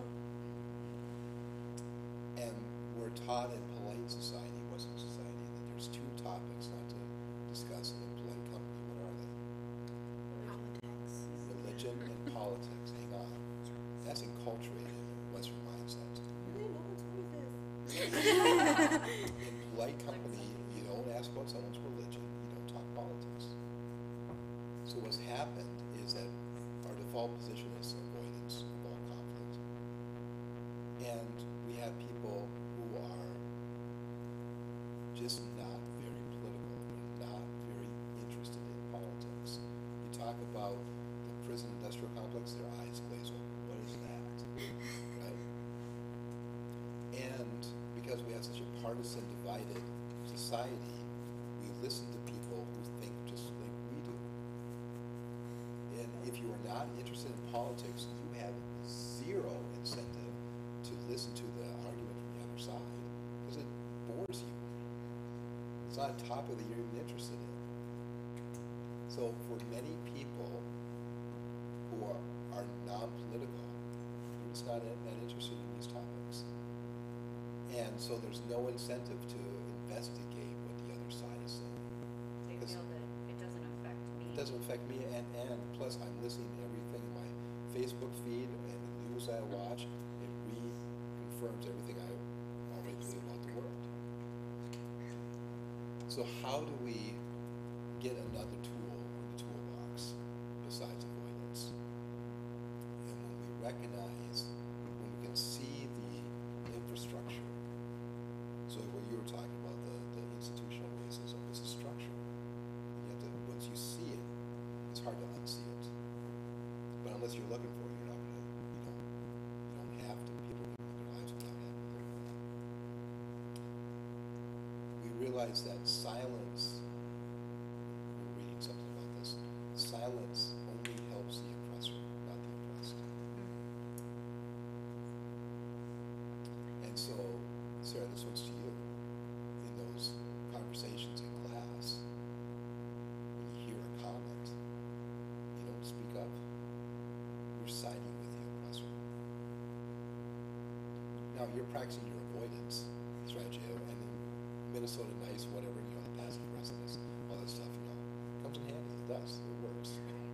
That's why people use it so much, to avoid. But that's not the only, if that's the only tool you have to engage in, nothing changes with avoidance. So this is where I struggle with my family, and I love my family. I love my family. I'm still trying to find that bridge of how do I challenge them to think differently about something. Because I don't want to upset them. I don't like making people mad. I don't mind in class. I don't mind making students mad. It's part of the Part of the learning process. Yes, it's part of the learning process. But my family at the dinner table, man, I avoid that. And boy, there's some parts on the table. I found excuses not to be around my family all of 2017. Found an excuse not to be around them for Christmas, for Thanksgiving. We just had other things come up. And we had really convenient to make this up, but family getting sick, and they were sick. But boy, was I relieved. Oh my goodness. You and my That's what I sister do. would get along so well. But She hey, avoids how the sustainable is extended that, Posh? I wish it, yeah, I wish it could. And did I tell you that I love my family? I love my family, and I have found ways to avoid them for all of 2017. Just don't like them. It's fine. Get it. So I need to come up with a different tool of how, because unless you talk about these things, nothing's going to change. But how do you do it so? I'm a learner like you guys. I haven't found that. I want to find that. I think it has something to do with creating a safe space where people can maintain a sense of dignity, starting out the conversation saying, let me tell you why you're a racist and you don't know it. It goes over really well, doesn't it? I mean, you just see the wall open right up. Yeah. And An angry face. because I love these people so much, I want to create a bridge, and I want them to get to see the other side, but they're not really that political. Even though they listen to, the news is of one side, and the things they expose themselves to, they can live their life without having anyone articulate it. That's kind of when I was in at Liberty University in the Bible classes. I can remember walking out of these Bible classes so completely, supremely confident that I was right and everyone else was a nut job. And I walked out of these Bible classes saying, you had to be a stupid idiot to believe anything else than what we believe. 5-point Calvinism, man, what other alternative is there to 5-point Calvinism? Because every opposing belief was presented just in straw man's argument. So only a stupid person would believe that. So when I went from Liberty to Princeton, there was a rude awakening for me. And when you can see other people who loved God and had that devotion, the same devotion that I had, when they believed differently about something, it forced me to create a new file. I have to come up with a different way of believing. Instead of thinking I'm right and wrong is wrong. But that was a tortuous process in the end, to change your beliefs because you're giving up something, your certainty about the way the world is, and when you're not seeking it out, you've no incentive to want to change your mind. How do you gain the confidence to do that, though? Because that's my problem. Talk to my friends. I can talk to my parents. They sort of listen. Yeah. You're talking in class or? Yeah, just here it's difficult to talk, usually. And we all are really nice to each other here.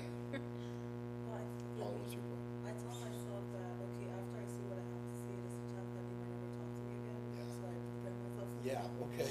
Okay. Yeah. What do you think? Well, so as an example, last Wednesday, we were talking about white supremacy in America, and one of the guys in my class said he doesn't believe white supremacy is a thing in America. So everybody got really angry, and I was kind of like, well, how can you be so dumb to think that? And so then there was a few people fighting him, and then he gets like really aggressive and really argumentative, whatever. And I really wanted to say something, but I'd rather come from the approach of like, well, why don't you think that white supremacy is a thing, or why don't you think it's a problem? But I can't do that in that class because, I don't know, you say something that people don't agree with and they kind of jump on you. It's supposed to be like a, I don't know, conversation, but it never really ends up being that way. It's really sad because I want it to be a conversation. I want to learn from him and understand how he can take criminal justice classes every day and come to this conclusion. Okay, so to me there's a difference between people who are ignorant and people who are willfully ignorant. Right. And if you believe someone is being willfully ignorant, man, it's hard to even want to build a bridge with them. So I try not to put people in that category if I can help it. And to adopt a posture of curiosity of how they arrived at that. And if they can sense that they're being listened to, and there are certain people I'm thinking of, I won't mention his name, but he took MissionShift, he always argued, right? Like when he talked, there wasn't nothing in his eyes that he was even, he wasn't interested in hearing anything. He just wanted to get his point across. And so, like, listening to him was just like encouraging him, emboldening him even more. Occasionally you're going to come across people like that. But in a college setting, this is where there's a difference between an inherited opinion and an informed belief. But I'm wondering if it might be better for that situation if you could talk to a person outside of class when there's not that group mentality going on where you could say, I'm really interested in hearing where you're coming from. Do you mind if we had a cup of coffee or something like that? And I think most people, if you take a learner's attitude, most people are more than willing to talk about themselves for hours at a time. You may never get rid of them, but I think sometimes, because I faced that when I was at Northwestern, that there were times where I would bring up an opposing opinion in class, and oh yeah, I understand that entirely. And then I realized, you know what, sometimes it's better if I just go talk to the person or the professor after class, and then we actually can have a discussion when there's not like 15, 20 people around kind of doing the whole thing. But like I said, I think if you're taking more of a, I'm curious, you know, why you think that attitude, maybe when we talk to you. I legitimately want to know why. Because we watched 13th in class, and we watched, like, we've talked about these things pretty in depth. And Dr. Young says that we're still just scratching the surface, which blows my mind, but, like, I don't know, to sit there and say that and not even care. It hurts on the inside. Anyways, I want to know how to get the confidence to even say that to him, be like, can we talk about this? And to have a conversation where I know we have differing opinions, and then to be able to voice what I want to say in a spur of the moment, because I'm not very good with my words. So, like, Maybe you could I don't email need him. advice, just like how to do that. Like, I think that's a process, though. I mean, I think if you go, can we talk? I think his immediate reaction is going to be, no. you're gonna Right. attack me. Right. Or if you go more and you say, I'm kind of curious why you think that, and I'd love to hear your side of the story, you know, kind of thing, or hear your thoughts on it. Then I think that they're going to be more open, and they're going to be more willing to talk to you, and then say, you know what, Lord, help me to sense when the time is right to say something and what to say. And I know there's a lot of people who, like, Kat had sent a video to Tom and I both that I just absolutely loved, and it was about a gentleman who was working with people who were neo-Nazis and that kind of stuff. Christian Picciolini. Yeah, and he said the biggest thing he did is he went and listened and kind of heard their side, and then when the time was right, you know, that he had the words to say at that time. So let me teach you a tool that doesn't rely on silence or avoidance.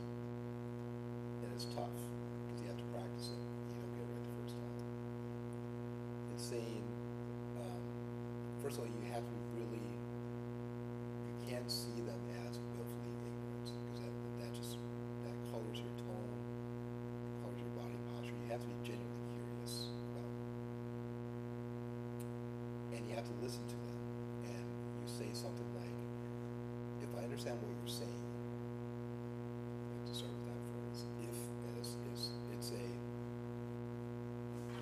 it's a hedge, because you're saying, if I understand what you're saying, then you repeat back their argument to such a degree that they start to nod their head. And once you get the head nod as an unconscious response to feeling understood. If they don't nod their head, you're not connecting with them. So you can't say, you can't, color their argument and make it into a straw man. Like, no, I didn't say that at all, right? In some ways, you almost want to phrase their argument better than they can. Get them to nod their head, and once they nod their head, then you say, but another way to think about it is, you've earned the right to speak now. And then you can give. It's even better than that. Don't say the word but, because once you say the word but in the mind, it erases everything that you just set up. So you say and another way to look at it might be, see how you hedge those, and then you can say your view. And that does a couple things. One, it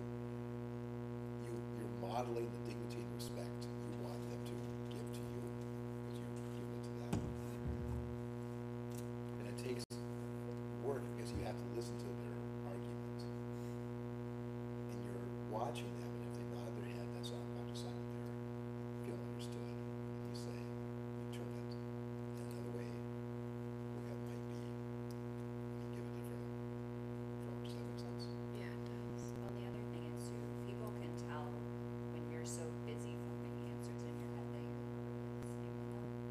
And so it takes a lot of work to shut off those where you want to immediately respond and that hair trigger reaction kind of thing, and just sit in the moment and hear what they're saying.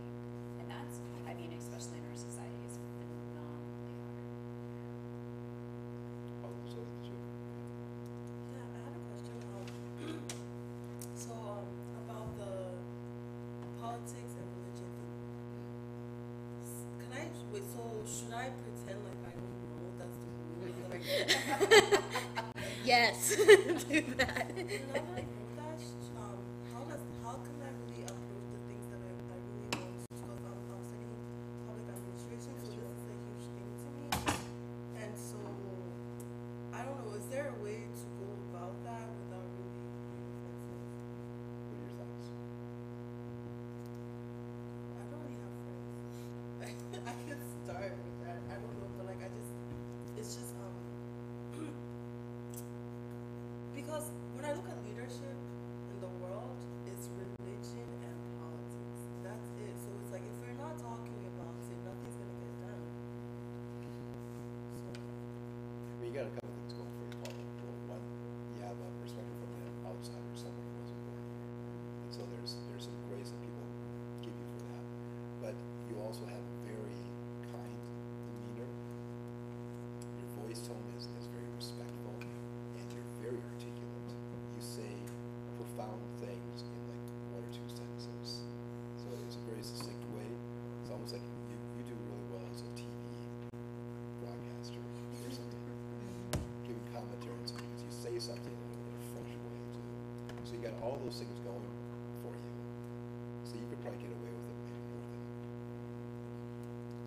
than Midwestern Minnesota nice. You know, like you were trapped by our upbringing. Does that make any sense? All right. Well, 10 to 9. Let's transition into next week. Any questions about the presentation? Next week we'll talk about that, and I want to give you guys maybe 20 minutes to kind of go through whatever the person. It's 15 minutes total. Yeah. Correct. Yeah. Because I wanted to make sure we were talking about that on the way here, and we were going, oh, is it 15 minutes per person or total? Are we supposed to cover like everything we've written in our reports up to this point, or are we just supposed to use the information to like make something different? Okay. I didn't know like what we're expected to Yeah, include. so basically what you're presenting on is your final product.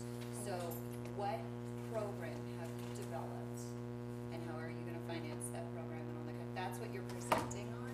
The information is what got you to why you're doing it. So for example, we learned this. How does that feed into your project? Why are you designing this particular project, this particular ministry? You know, so everything that you want to present is leading up to, okay, and because of this, and this is our ministry. Okay. Yep. So kind of what you've learned. Now your paper is all the background, is more of the detaily stuff about how you ended up where you ended up. And will we need to compile all of that information to a single paper and hand it in as well? So and Kat asked this, and I want to make more clear. So for the bibliography, you want to pick out the books and stuff that were the most used. So originally when we had you do it, we had you do like this random sample of books. Now I want you to pick out what are the things about those books that were important to designing your project. So for example, instead of having an annotated bibliography, it's, in Joe Schmo's book, The Mexicans Came to America, he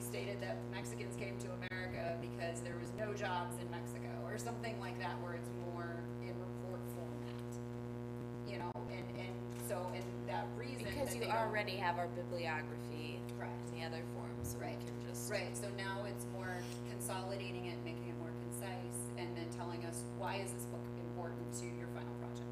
Kind of thing. So now, since there's no jobs in Mexico, we're designing a program to help people find jobs here in America and see how that directly connects. So those are the things that we really want to know in your report. And then, like I said, it's only a couple pages for each section, so just consolidate it down. So the slideshow, do you have a specific amount of slides that you want us to have? Yeah, I think that we said like 10 or something. And please don't put like a bazillion things on each slide. Put like 2 or 3 bullet points. Right, yeah. And So- if we can't read the slide from where we're sitting, then there's way too much information on it. I know So some we of our should- presenters do that. We should just turn in then a consolidated paper that kind of And it's is one the paper script for of your our. whole group, not each of you individually. It's 8 7 pages. I books. think it's two pages for each section. So, So if there's 3 Bibliography. people in our group, would it be 6 pages? No, per section. Oh, per There are 4 section. sections. Sorry. Sorry. Woo, I'm tired. That's okay. There are 4 sections, and you want to write 2 pages, and you can divide it up however you want. Like one person can write the bibliography part, as long as you guys are all, on the same page, then that works. I hate to keep harping on about this, but about the bibliography part, do you want the annotated bibliography that we turned in tacked back onto the end of the paper? Okay, do you want just a regular non-annotated bibliography? No. No, we don't need it. She just wants like an explanation of each source that we're gonna use. Got Well, it. and why is that source, how is that Right, source yeah. feeding into your final project? Okay. What did you learn out of this book Right, that that's- feeds yeah. into that final project? Okay, so what we learned from the bibliography, what we learned from provider interviews, what we learned from the Talking to the people. random people interviews. And then what the project is, and how you've designed it, and how you came up with it, and how you designed it. I get it now. Okay. What would we call that section? The bibliography part? Oh, you don't have to call it anything, it's just part of We the can just do like report. part 1, part 2, part 3, You and can do title it that, on yep. each. If you want to, that's perfect. So Okay. the bibliography is like just included in the paper This'll already, work. sort of, We and can we do don't this, have to have team. a We formal can. one at the We end. totally Okay. Yes. Okay. The wheels are turning. Okay, They're Paula, ready to go. we've got this. Oh, throwback! I'm having Right? flashbacks to 2008. It's taking Yes, a while we to get can. going, but it's like, Yeah. So guys, we have 2 rooms. We can have one group in here, and we can have another group in the side room. And why don't we take like 20 minutes, let's come back here at a quarter after. Yeah, so originally you had 15 resources, you don't have to talk about all those different, Oh, I mean, thank now goodness. you're, Shoot. now you're figuring out which ones are actually useful and which ones are. being sarcastic over there, Alex. So, yeah, 2 pages for a So I'll total of 8 pages in length. So I'll just get one rid of all the combined ones I couldn't report. get from the library then. Yeah. Make sure to do the color brochure of your ministry, because that's Oh, how you're geez. advertising. I'm gonna write this down. Paula and I just looked at each other, we're like, oh. Here you go, PowerPoint presentation of 10 to 15 slides addressing the outline of your project. Go 15 minutes to present, and then I can't find it in here. Here we go, unreached people group. So the last part, it actually, like, build your plan. This ministry program takes less than 5 hours a week to operate and costs less than $1,000. So make sure you talk about how you're gonna fundraise, how are you gonna get your $1,000, and how are you gonna run a program on $1,000? Like how many volunteers you're gonna need, how many hours a week, what nights a week, what facilities are you gonna use, all that kind of stuff. So everything that you could, like, somebody could pick it up and go, I can do this, and they know exactly what they're going to do for that ministry. Okay. Cool. And then one of the things that we'll do when you do your presentation is we'll kind of critique them and go, okay, like we'll have you guys do that as well. What kind of things are they missing? What things have they not thought of? What kind of things might they need, and that kind of stuff. Oh, So okay. I think that's everything. And if you have any other questions, don't hesitate to phone me. Before we practice, should we just talk about this a little bit? Yeah. Gonna go to You wanna go to this? Okay,